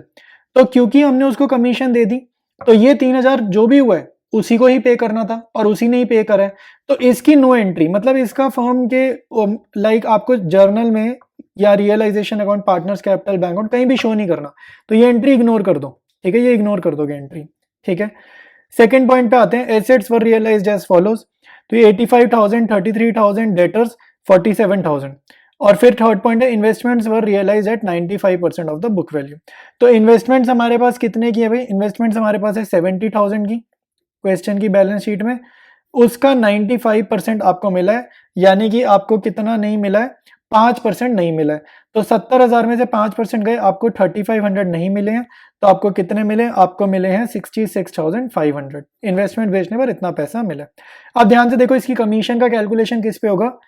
प्लांट रियलाइज मतलब इतना पैसा मिला है, तो 85,000 प्लस 33,000 प्लस 47,500 प्लस 66,500, इन चारों आइटम्स का जो टोटल आएगा उसका आपको 5% निकालना है और वो सृजन की कमीशन हो जाएगी। आई बात समझ? फोर्थ पॉइंट देखेंगे। द फर्म हैड टू पे 7,500 for an outstanding repair bill not provided earlier. तो ये अनरिकॉर्डेड लाइबिलिटी है, सीधा हम इसकी पेमेंट कर देंगे, ठीक है, टू कैश या टू बैंक करके रियलाइजेशन अकाउंट में। नेक्स्ट है contingent liability in respect of BR discounted with the bank had also materialised and had to be discharge for 15,000। देखो पूरी लाइन में आपको सिर्फ मीनिंग पता होना चाहिए डिस्चार्ज वर्ड का। अकाउंट्स में डिस्चार्ज का मीनिंग होता है पेमेंट, ठीक है, कि हमें पेमेंट करनी है या पे कर है, पेड भी कह देते हैं कभी कभी, या पेमेंट कि हमें पैसे पे करने हैं, ऐसा समझ लो। तो 15,000 रुपए हमें पे करने हैं, ठीक है, या पे करे हैं, पेड भी हो सकता है, डिपेंड करता है आप कैसा क्वेश्चन रीड कर रहे हो। तो आपको क्या करना है? रियलाइजेशन अकाउंट में टू बैंक या टू कैश 15,000 करने की पेमेंट करी है हमने, ठीक है। 6 पॉइंट इग्नोर होगा, ये मैंने आपको समझा दिया क्यों होगा, ये भी समझा दिया। आगे कह रहे हैं prepare realisation account, partners capital and bank account. देखो 6 नंबर का क्वेश्चन आएगा तो रियलाइजेशन पे रुक जाए, या फिर हद होगी तो पार्टनर्स कैपिटल भी पूछ सकता है, ठीक है। बैंक अकाउंट तो पूछ ही नहीं सकते 6 नंबर के क्वेश्चन में, तो रियलाइजेशन और पार्टनर्स कैपिटल आपको जरूर अच्छे से बनाना है। सबसे पहले आपने डेबिट साइड पे डेटा कॉपी करना है क्वेश्चन में जो बैलेंस शीट है उन एसेट्स को लिखेंगे जो हमने अभी बेचनी है। तो लिखेंगे प्लांट, इन्वेस्टमेंट्स, स्टॉक, डेटर्स। ठीक है, इनकी वैल्यूज आप चाहो तो इंटरनली लिख सकते हो या बाहर मेन अमाउंट के कॉलम में लिख सकते हो, कैसे भी कर सकते हैं। 2,20,000, 70,000, 50,000 और डेटर्स हैं 60,000 के। फिर यहाँ पर लिखेंगे बाय सन्ड्री लाइबिलिटीज या फिर बाय इंडिविजुअल लाइबिलिटीज के नाम भी लिख सकते हैं। ठीक है, by creditors, by bills payable, by outstanding salary.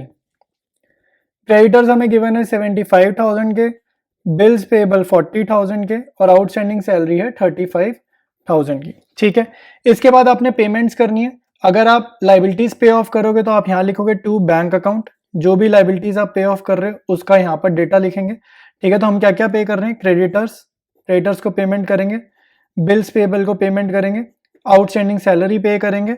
ठीक है, दो एडजस्टमेंट थी इसमें, आउटस्टैंडिंग रिपेयर और फिर थी एक आउटस्टैंडिंग नहीं, फिर थी कंटिंजेंट लाइबिलिटी। ठीक है, फिर थी कंटिंजेंट लाइबिलिटी। अब ध्यान रखना, कोई भी क्वेश्चन कर रहे हो ना और क्वेश्चन अगर साइलेंट है कि कौन सी लाइबिलिटी बेची है, मतलब पे ऑफ करी है या कोई लाइबिलिटी पे ऑफ नहीं करी है, क्वेश्चन अगर साइलेंट है आप मान के चलना बुक वैल्यू पर सभी लाइबिलिटीज को पे ऑफ करा गया है। क्वेश्चन बोले चाहे ना बोले, बुक लाइबिलिटी पर सारी लाइबिलिटीज पे ऑफ करी गई है। और क्वेश्चन अगर साइलेंट होता है ना तो एसेट्स भी बुक वैल्यू पर रियलाइज कराई जाती हैं। ठीक है, ये न्यू अपडेट है, लास्ट ईयर से स्टार्ट हुआ है ऐसा। तो creditors, bills payable, outstanding salary 35,000, repair 7,500, contingent liability 15,000। इन सारी आइटम्स का जो टोटल है वह 1,72,500 और ये हमारा पेमेंट में, मतलब ये पांचों जो चीजें ये हमने पेमेंट की फॉर्म में पे करी है, तो ये हमारा आउटफ्लो है बेसिकली। ठीक है, तो ये यहाँ लिखा। क्रेडिट साइड पे आप लिखोगे by bank account. By bank account मतलब कितना पैसा फर्म रियलाइज कर रही है एसेट्स बेच कर, मतलब कितना पैसा कलेक्ट हो रहा है, पैसे का इनफ्लो बेसिकली। तो यहाँ पर एसेट्स हैं प्लांट, इन्वेस्टमेंट, स्टॉक, डेटर्स। ठीक है, ये हमारे पास है। तो सारी मैं डिस्कस कर चुका हूँ, इन्वेस्टमेंट डिस्कस करिए मेन, और बाकी प्लांट, स्टॉक, डेटर्स तो गिवन ही है, क्वेश्चन में एडजस्टमेंट्स में ही गिवन है। देखो सारी एसेट्स में प्लांट 85,000 है, ये मैंने ना थोड़ा सा इंटरचेंज कर दी। जो डेटर्स है ना ये आपके 47,000 के, स्टॉक जो है वो आपका 33,000 का है और जो इन्वेस्टमेंट्स है वो आपकी 66,500 की। ये थोड़ा ठीक कर लेना, मैंने थोड़ा ऊपर नीचे कर दी अमाउंट्स, ये ध्यान से लिख लेना। ठीक है, इन चारों का ऐड करेंगे ये आएगा 2,31,500। ठीक है, तो एसेट्स हमारी टोटल हो गई। अब देखो एक चीज रह गई है कि जो सृजन को ना हमने कमीशन देनी थी।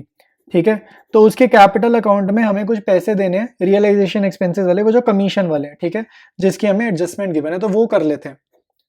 तो कमीशन देनी थी, ये एसेट्स कितनी रियलाइज हो रही है, तो एसेट्स रियलाइज होने पे आ रहे 2,31,500, इसका 5%।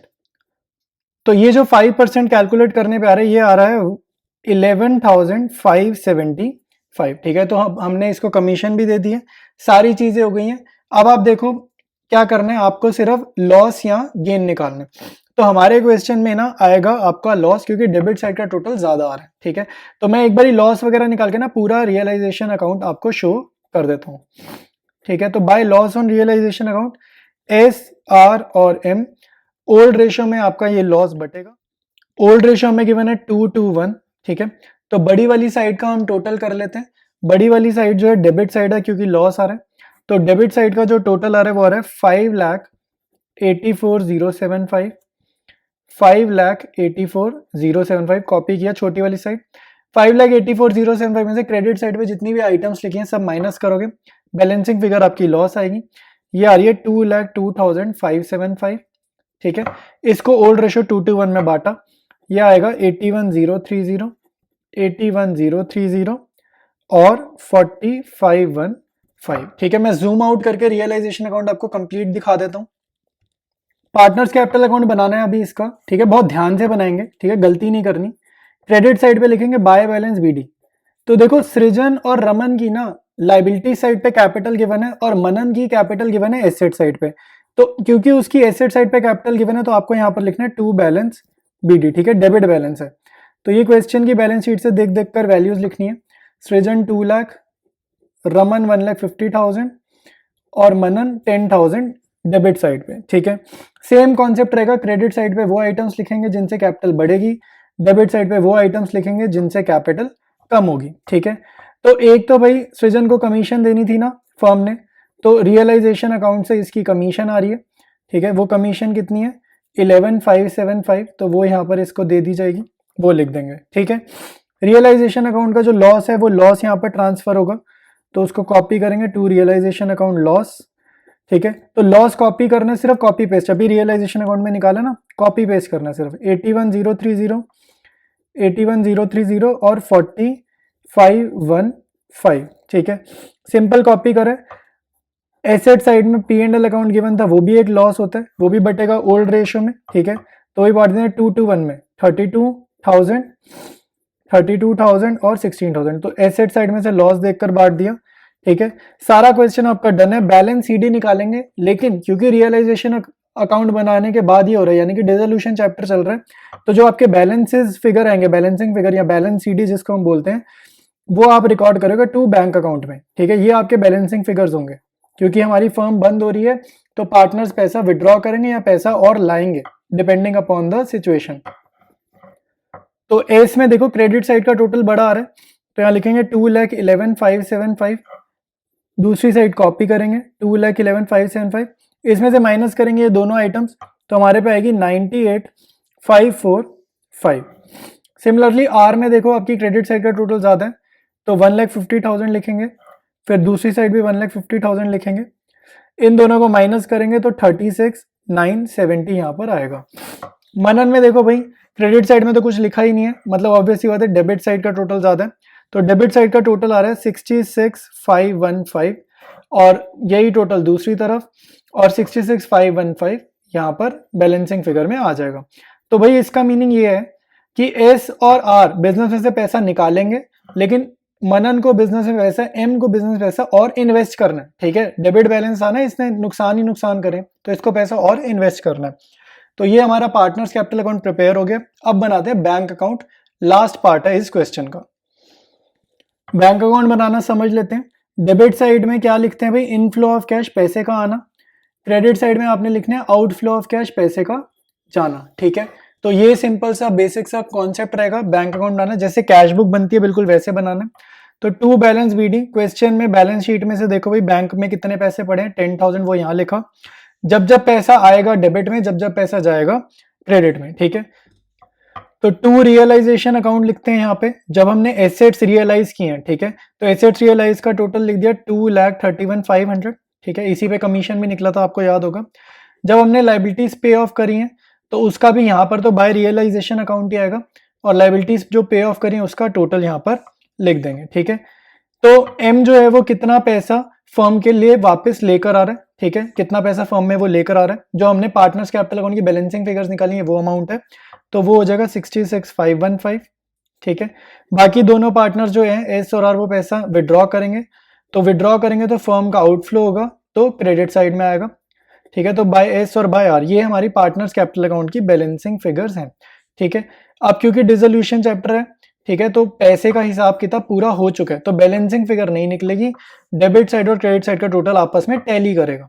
तो 3,08,015 रुपीज, सेम टोटल दूसरी साइड का 3,08,015 रुपीज, ठीक है। तो ये बैंक अकाउंट भी हमारा प्रिपेयर हो गया। स्टार्ट करें नेक्स्ट क्वेश्चन, कंपनी अकाउंट्स का क्वेश्चन है, बहुत अच्छा क्वेश्चन है, एक बार ही खुद से अटेम्प्ट करना, ठीक है। फिर उसके बाद आंसर देखना, अगर दिक्कत हुई या जरूरत पड़ी तो कह रहे A limited invited applications for issuing 1 lakh shares of 10 each at a premium of 1 per share. तो 1 रुपए का प्रीमियम है, इशू 1 लाख शेयर हो रहे हैं। एप्लीकेशन 3 रुपए, अलॉटमेंट 3 रुपए, इंक्लूडिंग प्रीमियम मतलब 2 + 1p, ठीक है, 2 रुपए face value, 1 rupee premium. First call 3, second and final call balance. तो बैलेंस कितना हो गया भाई 3,2,5,3,8, तो बैलेंस हो गया 2, ठीक है। तो जस्ट बेसिक स्ट्रक्चर हमारे को पता चला अभी क्वेश्चन का। अब देखते हैं मेन इसमें आगे क्या बातें कही जा रही हैं। तो यहाँ पर कह रहे हैं आगे, applications for 1,60,000 shares were received, allotment was made on the following basis. देखो इसमें कैटेगरीज गिवन है कि 90,000 शेयर्स के लिए जिन्होंने अप्लाई किया उनको 40,000 शेयर्स अलॉट किए गए, जिन्होंने 50,000 शेयर्स के लिए अप्लाई किया उनको 40,000 शेयर्स अलॉट किए गए, जिन्होंने 20,000 शेयर्स के लिए अप्लाई किया उनको फुल शेयर्स मतलब कितने 20,000 शेयर्स ही अलॉट किए, ठीक है। अब आप ध्यान से देखो, इसमें ना हमें कैटेगरी बनानी पड़ेगी अलग से, क्योंकि इसमें थोड़ा सा हिसाब किताब ना अगर नहीं बनाओगे ना तो आगे जब सॉल्व करोगे ना दिक्कत हो जाएगी। तो 90,000 शेयर्स पे अगर हमें मिले 40,000 शेयर्स, तो सरप्लस कितना आया भाई, सरप्लस भी हमें निकालना है। तो सरप्लस कितना आया, 50,000 शेयर पे सरप्लस आया, ठीक है। तो एप्लीकेशन पे कितना पैसा था वो हमारे को पता है, 3 रुपए था। तो सरप्लस कितना आया, 50,000 शेयर पे 3 रुपए, यानी कि 1,50,000, क्योंकि एप्लीकेशन 3 रुपए की है। कैटेगरी 2 में देखो, अप्लाई किया है 50,000 शेयर्स के लिए, अलॉट हुए हैं 40,000 शेयर्स, तो इन्होंने 10,000 शेयर, इनका डिफरेंस लिया, 10,000 शेयर पे 3 रुपए एक्स्ट्रा भेजे, सरप्लस आया इनका 30,000 शेयर। थर्ड कैटेगरी में प्रोराटा वगैरह का चक्कर ही नहीं है, 20,000 शेयर के लिए जिन्होंने अप्लाई किया उनको फुल अलॉटमेंट हुई है 20,000 की, तो सरप्लस आया है नील, ठीक है। तो ये आपको समझना है। और अब अगर हम टोटल करके देखें तो ये टोटल कितना आ रहा है भाई, 90 में, ठीक है, 90,000 में 50,000, 1,40,000 और 20, 1,60,000 एप्लीकेंट्स, अलॉटेड का टोटल किया जितना इशू साइज है उसके बराबर आ गया, और ये सरप्लस का टोटल किया तो ये आ गया 1,80,000, ठीक है। ये कैलकुलेशन, ये टेबल बनाना बड़ा जरूरी है, अभी आगे क्वेश्चन करेंगे ना तो काम आएगा ये table. Excess money paid on application is to be adjusted against the amount due on allotment and calls, ये बहुत इंपॉर्टेंट है, एंड कॉल्स तो भाई बहुत इंपॉर्टेंट है, ठीक है, ये ध्यान रखना। एडवांस इतना ज्यादा आया है प्रोराटा में कि अलॉटमेंट तो पूरी पेड हो गई है लेकिन कॉल्स तक भी पैसा पहुंच गया, ठीक है। तो अभी हम देखेंगे, पूरा स्ट्रक्चर में समझाऊंगा, इसको ध्यान से समझना। कह रहा है ऋषभ और shareholder who applied for 1,500 shares and belong to category 2, category 2 मतलब ये, तो ऋषभ यहाँ का है कैटेगरी 2 का, डिड नॉट पे allotment first and second and final call, तो यहाँ पर इसने कहाँ का पैसा नहीं दिया, इसने ना अलॉटमेंट पर दिया और ना ही इसने फर्स्ट एंड सेकंड कॉल पर दिया, मतलब 2 कॉल्स पर भी इसने एरियर करा है। Another share holder Sudha who applied for 1,800 shares and belong to category 1, तो कैटेगरी 1 में कौन है, Sudha, did not pay the first and second final call, ठीक है। तो इसने सेकंड एंड फाइनल कॉल ना एक ही है, ये एक ही है, ठीक है। तो इसने 2 जगह एरियर किए। All the shares of Rishabh and Sudha were forfeited and were subsequently री इशूड एट 7 पर शेयर फुल्ली पेड अप। देखो री इशू जब लिखा होता है ना एट 7, ये अमाउंट जाएगा बैंक में, फुल्ली पेड अप में जाएगा शेयर कैपिटल में जाएंगे 10 रुपए, जो ओरिजिनल शेयर प्राइस था वो जाता है फुल्ली पेड अप में, यानी कि 3 रुपए का डिस्काउंट दिया गया है री इशू पे, ये आपको समझ में आना चाहिए। डिस्काउंट कितना दिया गया है, 3 रुपए का दिया गया है री इशू के टाइम पर, ये इस लैंग्वेज से समझ आना चाहिए। पास necessary journal entries in the books of a limited, open calls in arrear account and calls in advance account wherever required. Basically journal entries में हमने 2 तरीकों से जर्नल एंट्री सीखी हुई है, कुछ बच्चे सॉल्व करते हैं बिना calls in arrear account open करें, ठीक है, और जर्नल सॉल्व करते थे, लेकिन यहाँ पे स्पेसिफिकली बोला जा रहा है कि आपकी जर्नल एंट्री में calls in arrear account examiner को दिखना चाहिए, ठीक है। तो आपको कॉल्स इन अरियर अकाउंट वाले मेथड से इस क्वेश्चन की जर्नल एंट्रीज को सॉल्व करना है।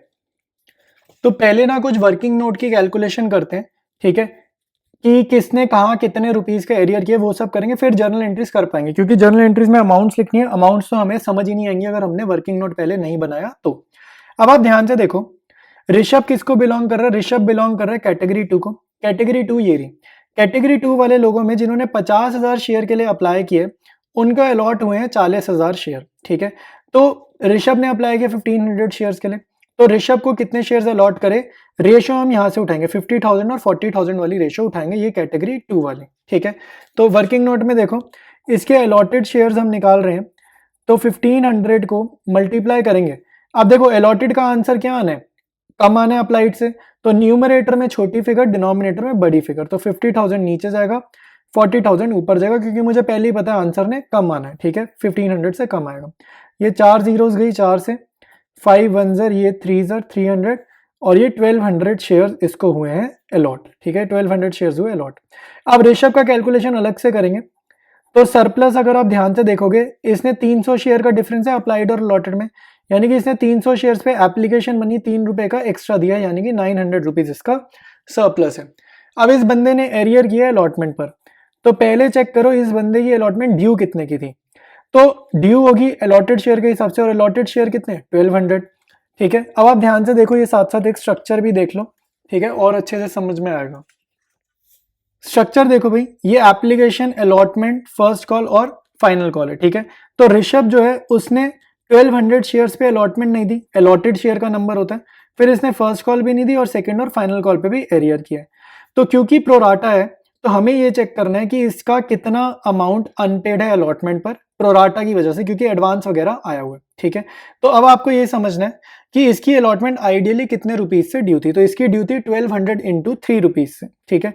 तो अलॉटमेंट ड्यू में हम देखेंगे फेस वैल्यू कितना और प्रीमियम कितना अलग से लिखेंगे।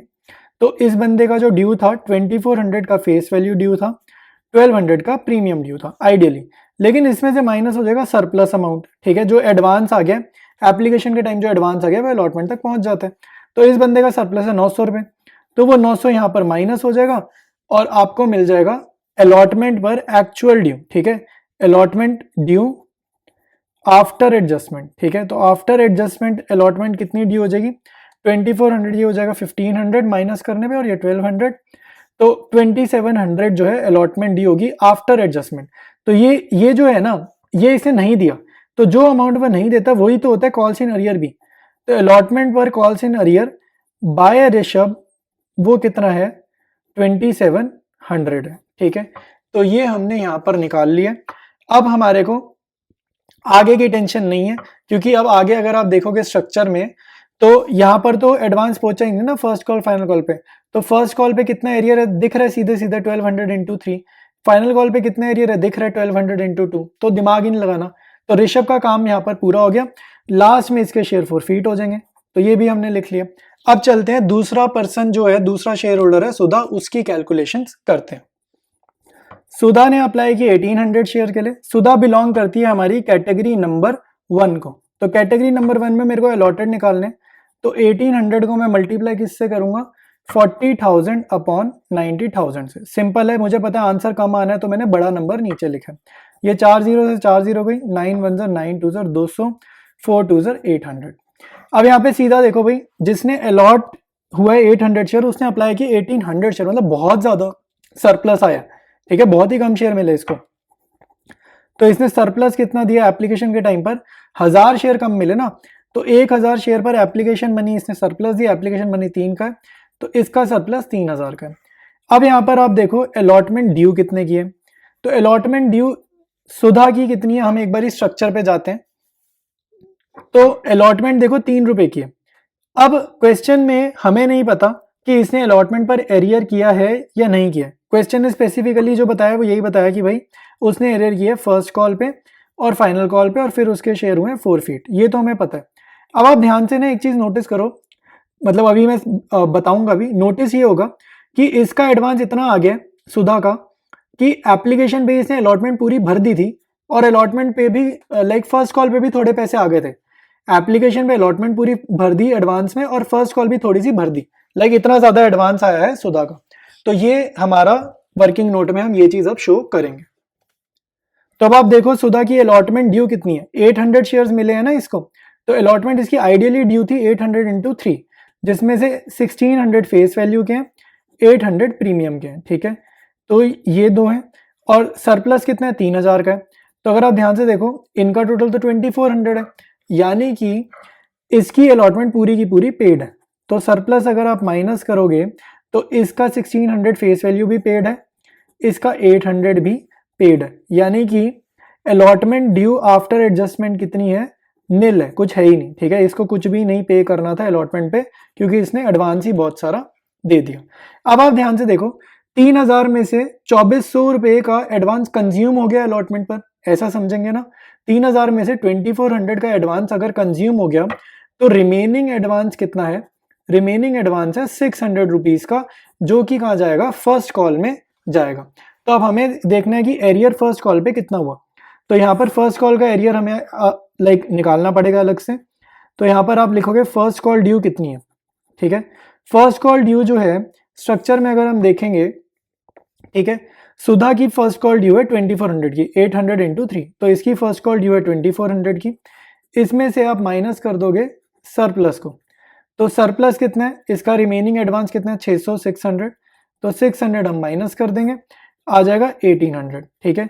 तो ये है हमारा 1800 ड्यू आफ्टर एडजस्टमेंट, जो कि इसने नहीं दिया, ठीक है।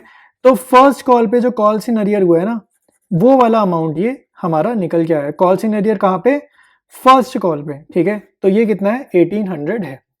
अब सेकंड कॉल पे कोई दिक्कत नहीं है सुधा की, क्योंकि एडवांस वगैरह नहीं पहुंचा, तो सेकंड कॉल का एरियर सुधा का और ऋषभ का बहुत आराम से आ जाएगा।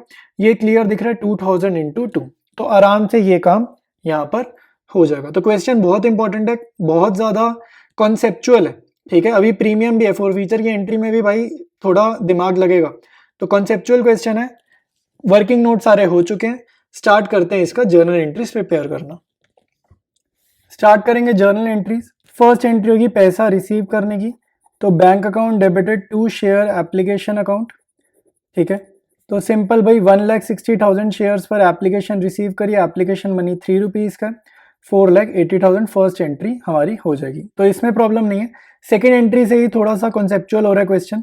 सेकेंड एंट्री देखो, share application account debited to share capital to share allotment, ठीक है। और थोड़ा सा एडवांस हमारा फर्स्ट कॉल पे भी जा रहा है, तो उसको हम लिखेंगे टू कॉल्स इन एडवांस, ठीक है। फर्स्ट कॉल पे जो एडवांस जा रहा है उसको लिखेंगे टू कॉल्स इन एडवांस।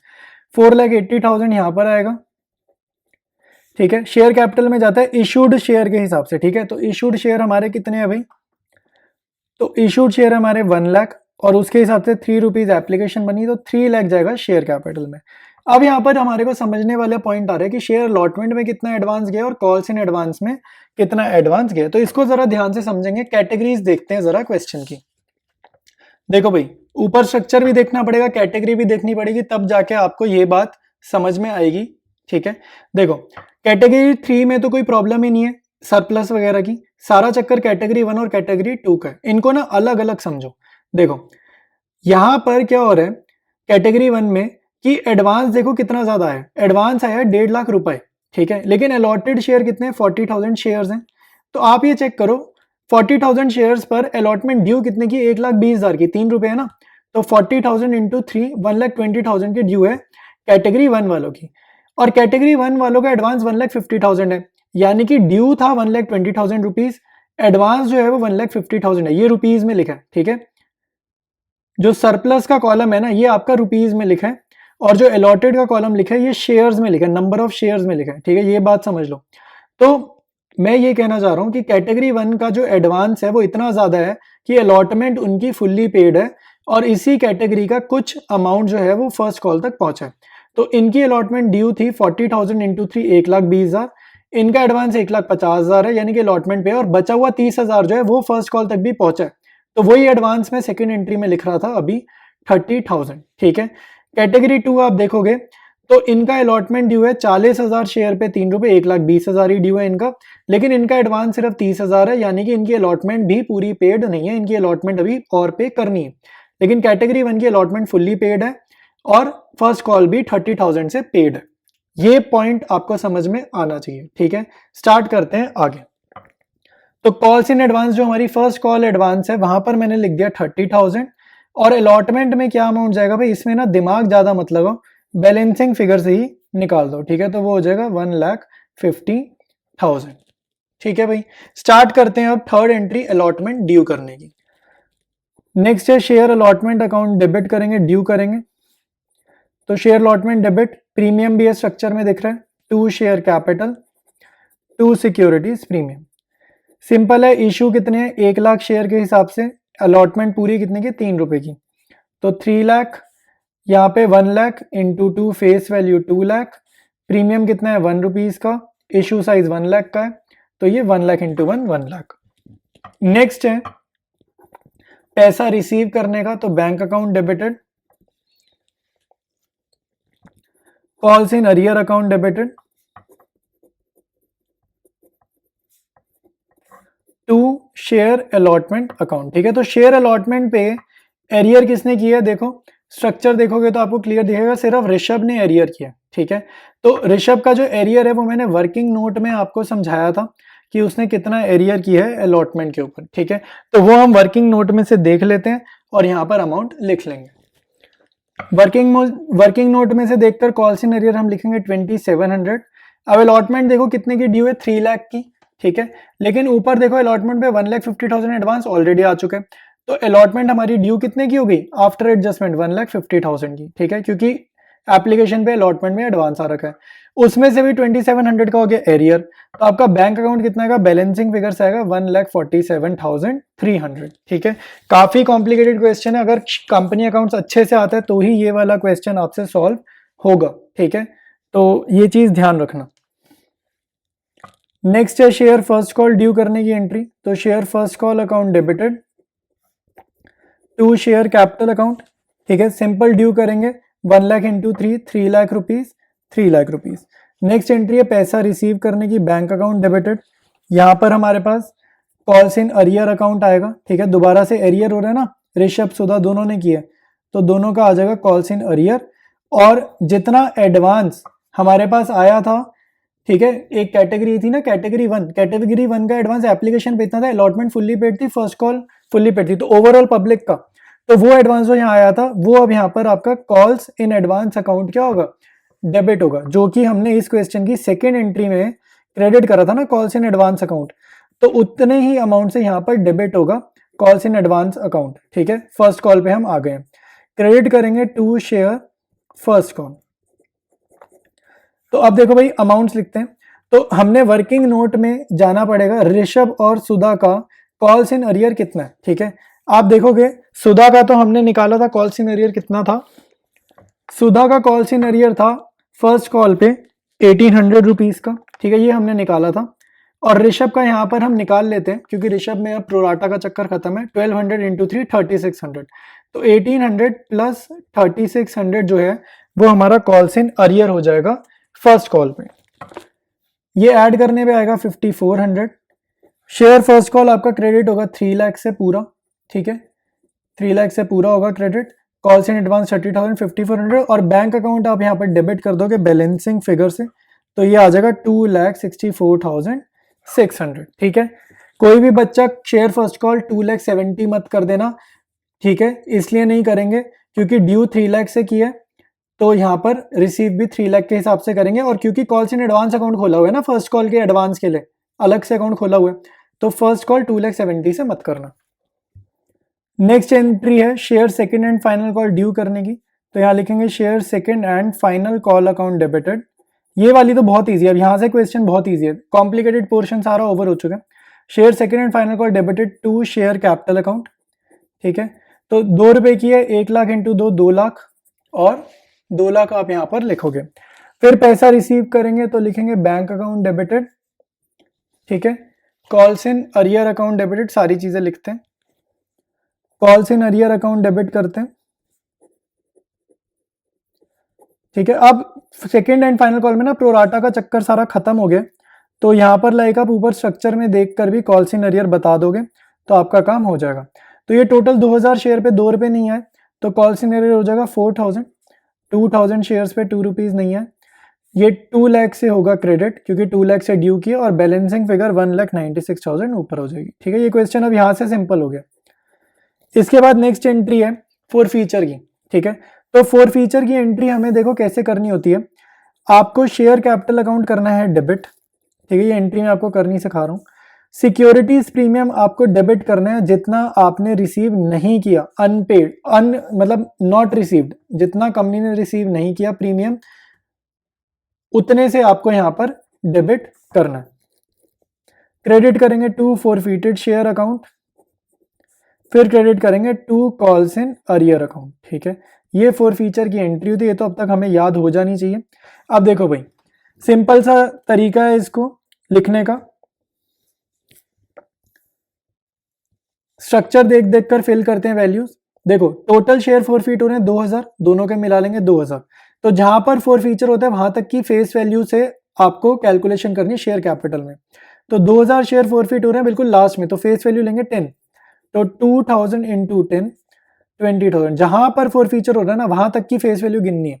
ठीक है, कितना प्रीमियम नहीं मिला है, ठीक है, सिर्फ ये जो ऋषभ है 1200 शेयर पे प्रीमियम नहीं मिला, ये जो हमारा सेकंड 800 वाला जो कैंडिडेट है इसने तो ये प्रीमियम पे करा, तो 1200 इंटू 1 ये वाला प्रीमियम कंपनी को नहीं मिला, ये यहाँ पर लिख दिया जाएगा।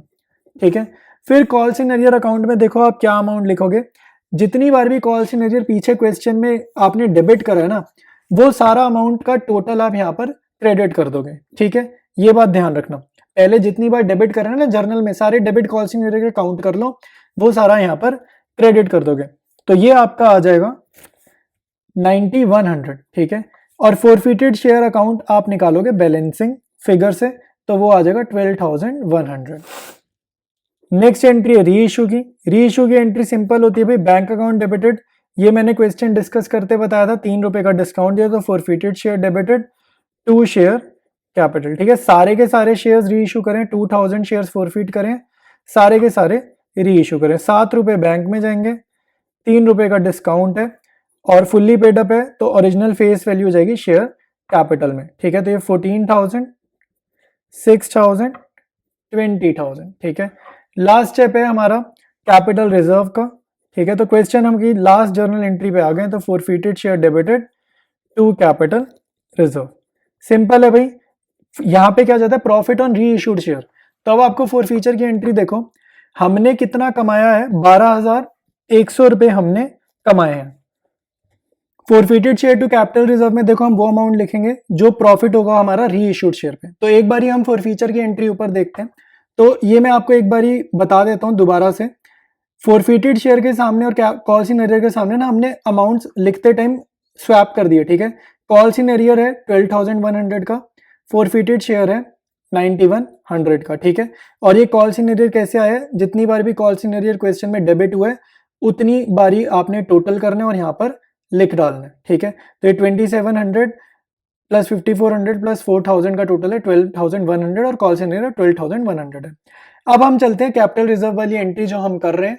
तो कैपिटल रिजर्व वाली एंट्री में क्या करना है कि हमने जो शेयर फोरफिट करे उन पे हमने कितना कमाया, हमने कमाया 9100 जो शेयर हम फोरफिट कर रहे हैं, तो 9100 हमने कमाया है। इनके री इशू पे हमने डिस्काउंट दिया 6000 का, तो वो 6000 माइनस करेंगे और प्योर प्रॉफिट है 3100 का जो हमारा कैपिटल रिजर्व में ट्रांसफर हो जाएगा, ठीक है। तो क्वेश्चन हमारा कंप्लीट है कंपनी अकाउंट्स का। इसी के साथ साथ पार्ट ए कंप्लीट है। अब एनालिसिस वाली बुक स्टार्ट करेंगे, part B is paper. Continue करेंगे पार्ट बी से। तो कह रहे state the primary objective of preparing a cash flow statement, ठीक है। तो थ्योरी थोड़ी बहुत रीड करके जाना, कोई भी एक ऑब्जेक्टिव यहाँ पर लिख देना 1 मार्कर में, ठीक है। हमें तो एमसीक्यूज आने हैं, तो हमें जस्ट फेमिलियर भी अगर हम होंगे थ्योरी से तो भी हम इसका करेक्ट ऑप्शन पिक कर पाएंगे। नेक्स्ट है 19th क्वेश्चन। इसमें कह रहे हैं interest received and paid is considered as which type of activity by a finance company, ठीक है। देखो फाइनेंस कंपनी के लिए क्या होता है, लोन देना लेना ना रोज का काम है, तो इंटरेस्ट मिलना और देना भी रोज का काम है, ठीक है, क्योंकि फाइनेंस कंपनी है। तो इसका आंसर होगा ऑपरेटिंग, ठीक है। तो इसका आंसर होगा ऑपरेटिंग एक्टिविटी, ये याद रखेंगे। स्टार्ट करते हैं नेक्स्ट क्वेश्चन। 20th क्वेश्चन कह रहा है prepare a common size balance sheet of KJ limited from the following information. तो आपको बैलेंस शीट का डेटा गिवन है 2 सालों का, 2016 2017, ठीक है। तो आपको कॉमन साइज बैलेंस शीट बनानी है। तो कॉमन साइज बैलेंस शीट का फॉर्मेट ही मेन है, बाकी नंबर बिल्कुल फ्री के हैं, आसान क्वेश्चन होता है ये, ठीक है। कैलकुलेशन होती है थोड़ी बहुत, फॉर्मेट आना चाहिए बस, ठीक है। तो स्टार्ट करते हैं इसके आंसर को। कॉमन साइज का फॉर्मेट आपको दिख रहा है, गिवन इन्फॉर्मेशन सारी की सारी मैंने यहाँ पर कॉपी कर ली है, ठीक है। 2016 2017 फिर जो हमारे को कैलकुलेशन करनी है 2016 और 2017 ईयर की, ठीक है। अब देखो इसमें करनी कैसे है, बहुत सिंपल वे होता है। आपको जैसे इसका अगर शेयर होल्डर फंड की बात करूं 2016 के, तो यहाँ पर क्या अमाउंट आएगा, मतलब यहाँ बेसिकली परसेंटेज लिखनी है, यहाँ लिखेंगे 4 लाख अपॉन 8 लाख, जो टोटल होता है ना उससे डिवाइड करके इंटू 100। तो 4 लाख अपॉन 8 लाख आएगा हाफ इंटू 100 50, तो यहाँ पर आपका आ जाएगा 50%, ठीक है। और परसेंटेज का कॉलम है तो 50.00 इनफ है। तो 2 लाख अपॉन 8 लाख आएगा 1/4, 1/4 इंटू 100 होगा 25%, तो 25.00, ठीक है। इसका सेम आएगा 25.00। यहाँ पर क्या आएगा, इसी को 8 लाख को 8 लाख से डिवाइड करेंगे तो 100% आ जाएगा, तो 100.00, ठीक है। तो ऐसे ही आपको 2017 का करना है। ये इसका 2017 को ना 2017 के कॉलम से चेक करो, 8 लाख अपॉन 16 लाख इंटू 100, तो ये हमारा आ जाएगा 50%। 5 लाख अपॉन 16 लाख इंटू 100 ये डेसिमल में जाएगा, तो ये हो जाएगा 31.25%। फिर 3 लाख अपॉन 16 लाख इंटू 100 होगा 18.75 आएगा ये, ठीक है। 18.75, ये 175 नहीं है, 18.75 है। यहाँ पर 100 आएगा, 16 लाख अपॉन 16 लाख 100%, ठीक है। ऐसे ही हम नीचे एसेट साइड की कैलकुलेशन करेंगे बिल्कुल सेम फॉर्मेट में। तो मैं यहाँ पे जस्ट आंसर्स लिख रहा हूँ, ठीक है, आप इसको कैलकुलेट कर लेना। तो complete common size balance sheet आपके सामने यहाँ पर मैंने ड्रॉ कर दी है, ठीक है, इसको देख लो, खुद से एक बार ही सॉल्व कर लो। स्टार्ट करते हैं नेक्स्ट क्वेश्चन। 21st क्वेश्चन करेंगे, ठीक है, अकाउंटिंग रेशियोज चैप्टर का क्वेश्चन है। कह रहे from the following information obtained from the books of K limited calculate the inventory turnover ratio for the years 2015 to 16 and 2016 to 17। ठीक है, तो इन्वेंट्री टर्नओवर रेशियो निकालनी है। बेसिकली यहाँ पे देखो ना, ये दो क्वेश्चन है एक तरीके से, एक आप पे इसका इस ईयर का डेटा है और एक आप पे इस फाइनेंशियल ईयर का डेटा है। ठीक है, gross profit is 25% on cost of revenue from operation. तो ये आपको जब भी लाइन दिख जाए ना, आपके माइंड में एक फॉर्मूला आना चाहिए, sales minus cost of goods sold is equal to gross profit. ये फॉर्मूला माइंड में आना चाहिए जैसे ही ये लाइन हम रीड करें तब। In the year 2015 to 2016 inventory increased by 2 lakh. तो कुछ भी मुश्किल नहीं है, कह रहे 2015 से 16 में इन्वेंट्री बढ़ गई है, ठीक है, 2 लाख से। ये एक्चुअली इन्फॉर्मेशन इसलिए दे रहा है, जब हमारे को एवरेज इन्वेंट्री निकालनी होगी ना, इस फॉर्मूले में ओपनिंग और क्लोजिंग इन्वेंट्री चाहिए होगी, तो वहां पर ये इन्फॉर्मेशन हमारी हेल्प करेगी। ठीक है, ये उसलिए दी है। तो स्टार्ट करते हैं इसके आंसर को। देखो, आपको मैं एक बात बताऊं, जब हम 2016 टू 2017 का देखेंगे ईयर, तो उस ईयर के एंड में जो इन्वेंट्री है 17 लाख दिख रही है, अगर मैं इस ईयर की बात करूं। लेकिन इस ईयर की जब मेरे को ओपनिंग इन्वेंट्री देखनी है इस पर्टिकुलर ईयर की, तो वो मेरे को ये वाली मिल जाएगी 7 लाख। भाई इसमें सिंपल होता है ना, आपको सिंपल है कि पिछले साल की, जैसे अगर मैंने बोला कि 2016 मार्च 31 को मेरे पास जो भी इन्वेंट्री का डेटा है, 2016 मार्च 31 को मेरे पास डेटा है 7 लाख, तो अगले दिन 2016 अप्रैल 1 को मेरे पास जो इन्वेंट्री होगी वो भी 7 लाख की तो होगी, एक ही दिन का तो फर्क हुआ। तो यानी कि पिछले साल की जो क्लोजिंग इन्वेंट्री होगी ना, वो अगले साल की ओपनिंग इन्वेंट्री होगी। तो 2016-17 की अगर बात करें तो क्लोजिंग इन्वेंट्री 17 लाख है, ओपनिंग इन्वेंट्री 7 लाख है। लेकिन जब हम 2015-16 की बात करेंगे तो क्लोजिंग इन्वेंट्री 7 लाख है और ओपनिंग इन्वेंट्री है 5 लाख, क्योंकि वो कह रहे हैं इन्वेंट्री बढ़ी है 2 लाख से, यानी कि पहले 2 लाख कम थी। तो इस ईयर की ओपनिंग इन्वेंट्री है 5 लाख, यानी कि 2 लाख माइनस। तो मैंने आपको इस लाइन का मीनिंग और ये बेसिक कॉन्सेप्ट बता दिया कि पिछले साल की क्लोजिंग इन्वेंट्री इस साल की ओपनिंग होती है। ठीक है, स्टार्ट करते हैं इसके आंसर को।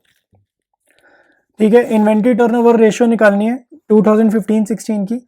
तो ओपनिंग इन्वेंट्री मैंने आपको साथ अभी अभी डिस्कस करी, इस ईयर की जो ओपनिंग इन्वेंट्री है वो हम लेंगे 5 लाख, इस ईयर की क्लोजिंग इन्वेंट्री हम लोग ले लेंगे 7 लाख, जो कि क्वेश्चन में गिवन है। ठीक है, तो एवरेज इन्वेंट्री इनकी सिंपल निकल के आएगी 7 + 5 12 लाख अपॉन 2, यानी कि 6 लाख रुपीज। तो एवरेज इन्वेंट्री 6 लाख आ जाएगी। ठीक है, अब आप देखो, आपको एक फॉर्मूला मैंने बताया हुआ है, sales minus COGS is equal to gross profit. ठीक है, और क्वेश्चन में हमें लैंग्वेज गिवन है gross profit is 25% of cost of revenue from operation. तो cost of revenue from operation को COGS लेते हैं, इसको X माना, तो इसका 25%, तो इसका 25% क्या है, ग्रॉस प्रॉफिट है। और सेल्स हमें क्वेश्चन में गिवन है, सेल्स हमारे को 2015 to 16 ईयर की गिवन कितनी है, 50 लाख रुपीज। एक्स के लिए अब हमने इसको सॉल्व करना है। ठीक है, माइनस का एक्स से उधर जाके होगा प्लस, और यहाँ कैंसिल आउट करेंगे, ये आ जाएगा 25 के टेबल से कटा है तो 1/4, तो x + x/4, तो RHS में आ जाएगा 5x/4। इधर 50 लाख कॉपी करेंगे। ठीक है, तो ये 5 1 ज़र, ये आ जाएगा 10 लाख, और ये 4 से मल्टीप्लाई होगा तो हमारे पास x आ जाएगा 40 लाख। ठीक है, तो ये जो x है ये हमने क्या लिया था, COGS। तो बेसिकली मेरे पे कॉस्ट ऑफ गुड्स सोल्ड आ गई 40 लाख। एवरेज इन्वेंट्री निकालिए, कॉस्ट ऑफ गुड्स सोल्ड निकालिए, इन्वेंट्री टर्नओवर रेशियो का फॉर्मूला लिखते हैं और सीधा आंसर निकालते हैं। तो फॉर्मूला क्या है, कॉस्ट ऑफ गुड्स सोल्ड यानी कि cost of revenue from operations divided by average inventory. तो ये 40 लाख यहाँ लिखा, एवरेज इन्वेंट्री हमने अभी अभी ऊपर निकाला था 6 लाख का, तो 40 लाख अपॉन में 6 लाख जो हो जाएगा हमारा आंसर हो जाएगा। ये अगर हम सॉल्व करते हैं तो 5 0 से 5 0 गई। ठीक है, 2 के टेबल से काटा तो 20/3 आ रहा है। ठीक है, 20/3 देखो 6.67 ले लेना, ये 66666 ऐसे जाएगा, 7 उसको अप्रोक्सीमेट करना और टाइम्स। ठीक है, यूनिट याद रखना, इन्वेंट्री टर्नओवर रेशियो का क्या रहेगा, टाइम्स। तो ये एक ईयर का हुआ 2015-16 का, 2016-17 का अब हम निकालेंगे। बिल्कुल सिमिलर फॉर्मेट है, ओपनिंग इन्वेंट्री 7 लाख इसकी गिवन है क्वेश्चन में, क्लोजिंग इन्वेंट्री 17 लाख गिवन है, एवरेज आ रहा है 24 लाख डिवाइडेड बाय 2 12 लाख। ठीक है, सेम आप फॉर्मूला लिखोगे सेल्स माइनस सीओजीएस मतलब cost of revenue from operations is equal to gross profit. ठीक है, इस ईयर की सेल्स हमें क्वेश्चन में गिवन है 75 लाख, तो यहाँ लिखेंगे 75 lakh. Cost of goods sold को आप वाई ले लेना, बस ये ध्यान रखना एक्स लिया था ना पिछले साल वाले में, इस साल में वेरिएबल चेंज करके वाई ले लिया। ग्रॉस प्रॉफिट 25% है तो वाई अपॉन में 4, 25% देखो मैंने काट दिया, ठीक है, ये 1/4, ठीक है, y/4 ये काट के डायरेक्ट लिख दिया। तो 75 lakh is equal to same way से उधर जाएगा, ये आएगा 5y/4, ठीक है। तो अब हमारा ये सॉल्व करने पे आ जाएगा, ठीक है, y is equal to 60 lakh, यानी कि कॉस्ट ऑफ गुड्स सोल्ड हमारे आ जाएंगे 60 लाख रुपीस, ठीक है। ITR का फॉर्मूला है सीधा कॉस्ट ऑफ गुड्स सोल्ड ऊपर आएगा, इन्वेंट्री टर्नओवर रेशियो का फॉर्मूला अभी लिखा था, और divided by average inventory 12 lakh नीचे आएगा। तो 12 के टेबल से सीधा कटेगा ये, तो 5 जीरो से 5 जीरो काटी, 12 5 60, आंसर आ जाएगा 5 टाइम्स, ठीक है। तो ये हमारा क्वेश्चन हो गया कंप्लीट अकाउंटिंग रेशियोज का। स्टार्ट करेंगे नेक्स्ट क्वेश्चन, ठीक है। देखो 4 मार्कर क्वेश्चन है, हेडिंग सब हेडिंग चैप्टर का क्वेश्चन है, स्ट्रेट फॉरवर्ड, ठीक है। तो समराइज मैं कर देता हूं। एक्चुअली क्या इसमें वैल्यूज भी आपको आइडेंटिफाई करनी है, नीचे लिखा है आइडेंटिफाई 2 वैल्यूज, तो उसके लिए ना क्वेश्चन काफी लेंदी है, तो ये ऊपर आप सारा रीड करोगे और वैल्यूज आइडेंटिफाई करोगे। मैं आपको मेजर बात बता रहा हूँ क्वेश्चन में एक्चुअली में हमें करना क्या है, ठीक है। तो क्वेश्चन में उसने बहुत सारी स्टोरी के बाद जो मेन काम की चीज पूछी है वो ये पूछी है कि ये आपकी आइटम्स हैं और इनकी हेडिंग सब हेडिंग बतानी है। और इस क्वेश्चन में जो जूनियर अकाउंटेंट है ना, इसने गलत बताई है, सारी हेडिंग सब हेडिंग इसने इन आइटम्स की गलत बताई है। तो आपको loose tools, cheque in hand, term loan from bank, computer software, इन चारों की हेडिंग सब हेडिंग सही से बतानी है, ठीक है। तो ये हमारा क्वेश्चन है, और ऊपर की जब आप स्टोरी पढ़ लोगे तो आपको पता चलेगा कि कुछ वैल्यूज पूछ रहे हैं। तो यहाँ पर बोल रहे हैं identify any 2 values that the company wants to communicate to the society. तो 2 वैल्यूज ढूंढनी है। Also present the above items under the correct, करना क्या, करेक्ट करना है, इसको करेक्शन करना है, रेक्टिफिकेशन करना है, under the correct major heads and sub heads as per the schedule 3 of the companies act. तो मैं आपको हेडिंग सब हेडिंग बता देता हूँ, ठीक है, और वैल्यूज में बता देता हूं ताकि आप वेरीफाई कर पाओ। तो स्टार्ट करते हैं इसके आंसर को, ठीक है। सबसे पहले लूज टूल्स लिखने, तो लूज टूल जाएंगे हमारे करंट एसेट्स में, ठीक है। मेन हेड होगा करंट एसेट्स और इसका सब हेड होता है इन्वेंट्रीज, ठीक है। चेक इन हैंड का मेन हेड होता है करंट एसेट और जो सब हेड होता है वो होता है कैश एंड कैश इक्विवेलेंट्स, ठीक है, cash and cash equivalents. Term loan from bank का मेन हेड होता है नॉन करंट लाइबिलिटी और इसका जो सब हेड होता है वो होता है लॉन्ग टर्म बोरोइंग, ठीक है, इसका सब हेड होता है लॉन्ग टर्म बोरोइंग। फिर है हमारा लास्ट में कंप्यूटर सॉफ्टवेयर, ठीक है, इसका जो मेन हेड होता है वो होता है नॉन करंट एसेट्स, ठीक है, नॉन करंट एसेट्स। और उसके बाद जो सब हेड होता है वो होता है property, plant, equipment and intangible asset, और उसके बाद इंटेंजिबल एसेट, और उसके बाद हाइफन लगाकर एक बारी फिर से लिख देंगे इंटेंजिबल एसेट, ठीक है। तो ये होता है सब हेड। तो चारों का लिख दिया मैंने, हेड और सब हेड। अब इसके बाद मैं आपको बताता हूँ वैल्यूज और फिर हमारा ये क्वेश्चन हो जाएगा कंप्लीट। एनी 2 वैल्यूज वो हमसे पूछ रहे हैं, तो इसमें हम बोल सकते हैं क्रिएशन ऑफ जॉब, ठीक है, क्रिएशन ऑफ जॉब अपॉर्चुनिटीज या क्रिएशन ऑफ जॉब कुछ भी, और साथ में लिख सकते हैं रूरल डेवलपमेंट, ठीक है, रूरल डेवलपमेंट। तो ये 2 वैल्यूज हमने लिख दी हैं, ठीक है। तो क्वेश्चन हमारा कंप्लीट है। अब करेंगे नेक्स्ट क्वेश्चन, कंप्लीट करते हैं पेपर को लास्ट क्वेश्चन करके, ठीक है। हर साल लास्ट क्वेश्चन आता है हमारा कैश फ्लो स्टेटमेंट का, ठीक है। तो इस साल भी हर साल की तरह मैंने नोटिस करा बहुत ही सिंपल क्वेश्चन आया, तो कुछ भी नहीं करना, आप बैलेंस शीट ध्यान से देखो। शेयर कैपिटल हमें गिवन है 5 लाख, 5 लाख, ठीक है। रिजर्व सरप्लस पहले नेगेटिव 25,000 फिर 1 लाख पॉजिटिव, ठीक है। तो ये हमें लेना होगा ना, क्लोजिंग माइनस ओपनिंग जब करेंगे तो 1 लाख माइनस ऑफ माइनस 25,000, तो ये प्लस हो जाएगा, तो 1,25,000 हो जाएगा, ठीक है। लॉन्ग टर्म बोरोइंग के लिए नोट नंबर्स गिवन है, ठीक है, तो नोट्स टू अकाउंट्स अभी देखेंगे। करंट लाइबिलिटीज के भी नोट नंबर गिवन है, नोट्स टू अकाउंट्स देखेंगे। फिर आप नीचे देखो एसेट साइड में टेंजिबल के लिए नोट्स टू अकाउंट्स गिवन है, वो इसलिए गिवन होता है डेप्रिसिएशन वगैरह का एडजस्टमेंट होता है कई बार, ठीक है, तो नोट्स टू अकाउंट्स देखेंगे। करंट एसेट हमारे को देखो ट्रेड रिसीवेबल गिवन है, short term loans and advances given है, और cash and cash equivalents given है। ये तो यूज होता है क्योंकि हमें पूरी कैश फ्लो बनानी है, तो वेरिफिकेशन के टाइम पर इसके ओपनिंग और क्लोजिंग बैलेंसेस यूज होते हैं। राइट वाला ओपनिंग बैलेंस होगा, ये 1,25,000 हमारा क्लोजिंग बैलेंस होगा। ट्रेड रिसीवेबल का इंक्रीज डिक्रीज चेक करेंगे, ठीक है, वो जाएगा आपका ऑपरेटिंग एक्टिविटी में, ठीक है। ये हमारा बढ़ रहा है, 50,000 से बढ़ रहा है, तो increase in trade receivable, increase in current asset है, तो माइनस कर देंगे। ये है short term loans and advances. Short term loans and advances जो है ना, ये आप ध्यान से देखो, ये आपका इंक्रीज हो रहा है, ठीक है। आप कहीं पैसा इन्वेस्ट कर रहे हो, ये आपका ना इन्वेस्टिंग एक्टिविटी का पार्ट है, ये फाइनेंसिंग में नहीं डाल देना गलती से भी, ठीक है। कि लोन वोन देखा कि लोन रेज किया, ये एसेट में है ना, देखो, तो हमने पैसा कहीं लगाया है, इन्वेस्ट करा है, तो ये इन्वेस्टिंग एक्टिविटी का पार्ट है। तो 1,00,000 रुपए हमने कहीं इन्वेस्ट करें तो नेगेटिव फॉर्म में यूज हो जाएगा ये cash flow from investing activities में। अब देखते हैं जरा नोट्स टू अकाउंट्स। देखो भाई, रिजर्व एंड सरप्लस आपको मैंने बताया क्लोजिंग माइनस ओपनिंग करेंगे तो 1,00,000 माइनस ऑफ ये -25 है, तो 1,25,000 हो जाएगा।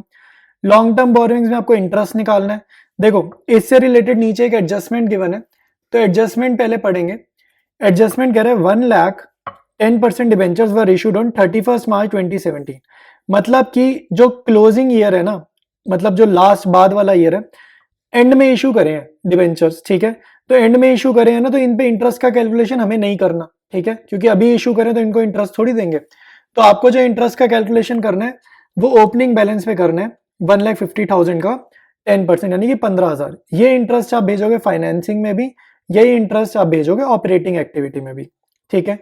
फिर है बैंक ओवरड्राफ्ट, ये 1,00,000 और 1,50,000 आपको बैंक ओवरड्राफ्ट दिख रहा है, ये आपका जाएगा फाइनेंसिंग एक्टिविटी में, ये बड़ा है यानी कि आपने पैसा रेज करा।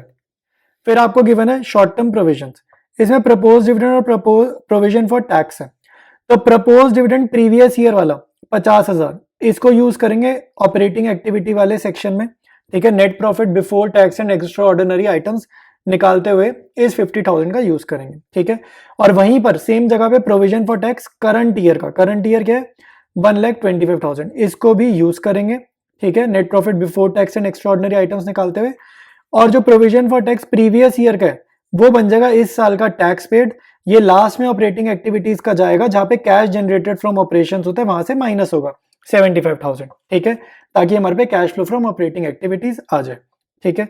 और प्रपोज डिविडेंड करंट ईयर का पूरी कैश फ्लो में कहीं नहीं जाएगा, ये बात याद रखना। इसके बाद देखो मशीनरी गिवन है, तो मशीनरी देखो हमारी बढ़ गई है, तो हमने मशीनरी खरीदी है, इन्वेस्टिंग एक्टिविटी में जाएगा। एक्यूमुलेटेड डिप्रिसिएशन आपकी डिप्रिसिएशन है, ये ऑपरेटिंग एक्टिविटी में जाएगा। ये माइनस, इसको माइनस कभी कंफ्यूज नहीं होना, ये नॉर्मल है, इसके माइनस से कंफ्यूज नहीं होना। मान वो सिर्फ क्या लिख रहा है कि इसमें से इसको माइनस किया तो 6,00,000 आया, 5,25,000 में से 75,000 माइनस किया तो 4,50,000 है, वो जस्ट ये समझाने के लिए माइनस है। आपको इन दोनों का डिफरेंस लेना है और एब्सोल्यूट नंबर जो भी आ रहा है वो डेप्रीसिएशन है, आपकी ऑपरेटिंग एक्टिविटी में जाएगी। तो इसमें से 75,000 माइनस किया आएगा 62,500 और वो आपका जाएगा सीधे सीधे ऑपरेटिंग एक्टिविटीज में, ठीक है। एडिशनल इंफॉर्मेशन में एक ही पॉइंट है, ये भी हम कंसीडर कर चुके हैं। स्टार्ट करते हैं कैश फ्लो प्रिपेयर करनी और पेपर को कंप्लीट करते हैं। स्टार्ट करते हैं कैश फ्लो। सबसे पहले लिखेंगे सरप्लस, ठीक है, ब्रैकेट में लिख देंगे क्लोजिंग माइनस ओपनिंग बैलेंस, ठीक है। ये मैंने डिस्कस करते हुए कई बार ही बताया, ठीक है। तो ये हमारा आ जाएगा 1,25,000 पॉजिटिव, ठीक है।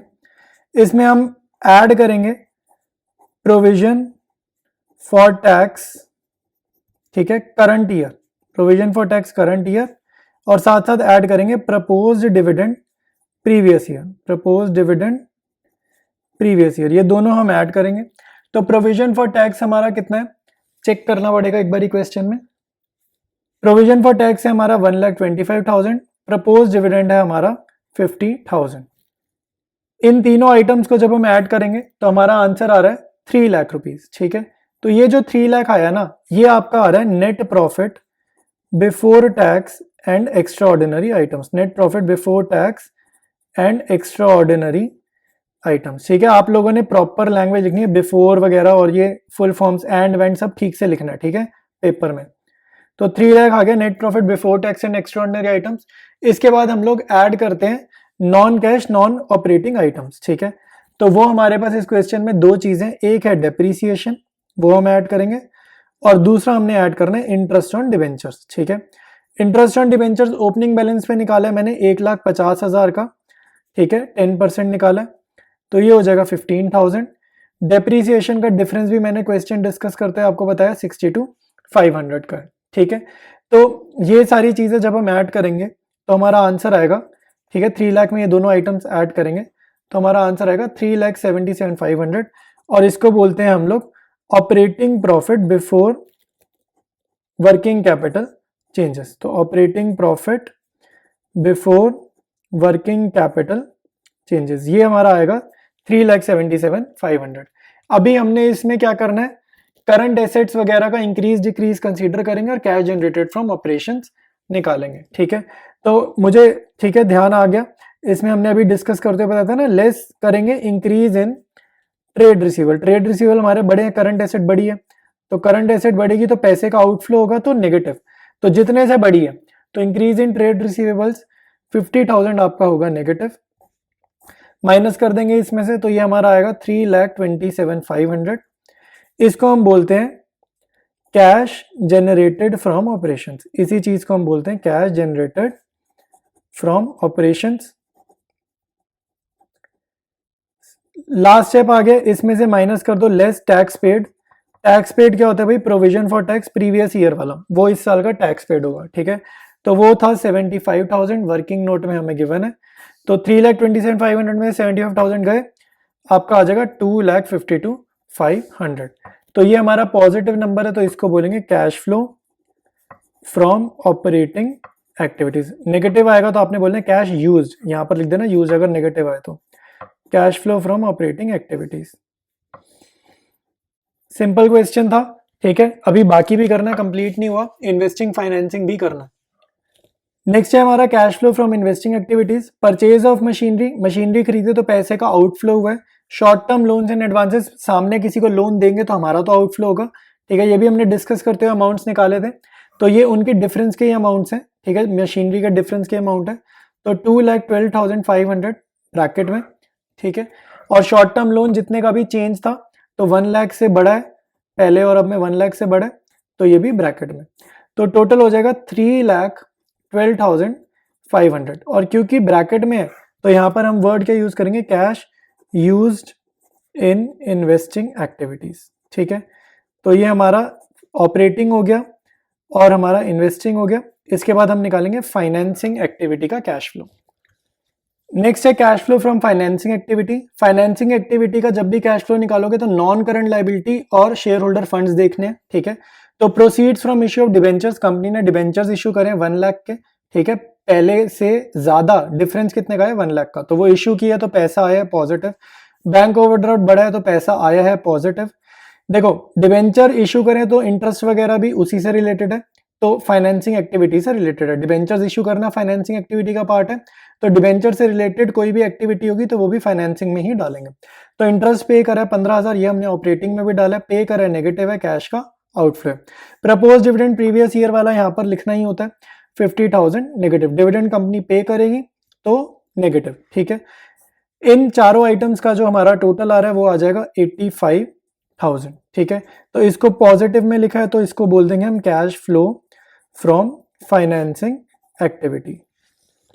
देखो अब लास्ट स्टेप रह गया, ऑलमोस्ट लास्ट स्टेप आ गया कैश फ्लो का। जब भी हमें पूरी कैश फ्लो बनानी होती है ना, तो फाइनेंसिंग निकाल के छोड़ना नहीं है क्वेश्चन, आपको तीनों एक्टिविटीज ऑपरेटिंग, फाइनेंसिंग, इन्वेस्टिंग, तीनों एक्टिविटीज के आंसर्स को ना प्लस करना है और कैश एंड कैश इक्विवेलेंट के ओपनिंग बैलेंस से ऐड कराना होता है, वो लास्ट स्टेप जरूर करना है। ठीक है, तो लास्ट स्टेप होता है डी पॉइंट होता है। ठीक है, लास्ट स्टेप होता है आपने जब तीनों के आंसर्स निकाल लिए ना, उनको ऐड करना है। तो तीनों को जब आप ऐड करोगे ना, तो ऑपरेटिंग एक्टिविटी, फाइनेंसिंग और इन्वेस्टिंग के तीनों के आंसर को जब आपने ऐड किया तो आपका आंसर आ रहा है 25,000। ठीक है, इसमें आपने क्या करना है, वेरिफिकेशन करनी होती है हमेशा लास्ट में। वेरिफिकेशन कैसे होती है, आपके तीनों के नेट आंसर में ऐड करना है opening cash and cash equivalents. ठीक है, ये ऐड करेंगे और जब आप इसको ऐड करोगे, ठीक है, 25,000 में, तो जो आपका आंसर आना चाहिए वो आना चाहिए closing cash and cash equivalents के बराबर आना चाहिए। तो जब ये टैली कर जाएगा ना, तो समझ लेना पूरी कैश फ्लो हमने सही फॉर्म करी है। ठीक है, तो एक बारी opening cash and cash equivalents हम क्वेश्चन में से देख लेते हैं। देखो कैश एंड कैश इक्विवेलेंट्स आपको गिवन है ओपनिंग 75 और क्लोजिंग 1,25,000। तो एक तो इसको चेंज कर लो, यहाँ पे प्रिंटिंग एरर है, आपका opening cash and cash equivalent 25,000 है और closing cash and cash equivalent 50,000 है, ठीक है। तो हम अब अपने नेट आंसर पे, जो नेट इंक्रीज का आंसर है, उसमें 25,000 ऐड करेंगे तो हमारा आंसर क्लोजिंग के बराबर आ जाएगा, जो कि होगा 50,000, और हमारा आंसर बिल्कुल करेक्ट है, ठीक है। ये क्वेश्चन में एरर था, ये मैंने स्टार्टिंग में नोटिस नहीं करा था, अभी नोटिस करा, तो आप लोग इसका ध्यान रखना। तो हमारा जो नेट इंक्रीज है 25,000, इसमें ओपनिंग बैलेंस ऐड करेंगे 25,000 का, इसमें आपका ऐड करने पाएगा 50,000, और ये closing cash and cash equivalents के बिल्कुल इक्वल है, ठीक है। तो ये हमारी जो कैश फ्लो है कंप्लीटली बन चुकी है, ठीक है। पेपर हमारा सॉल्व हो चुका है। कोई भी डाउट आ रहा है आप नीचे कमेंट्स में पूछो, कोई सजेशन है तो वो भी लिखो, ठीक है। बाकी वीडियो यहाँ तक देखा है, पढ़ाई कर रहे हो चैनल से, तो अपने फ्रेंड्स में चैनल को शेयर करना और सब्सक्राइब जरूर कर देना, ठीक है। मिलते हैं नेक्स्ट वीडियो में।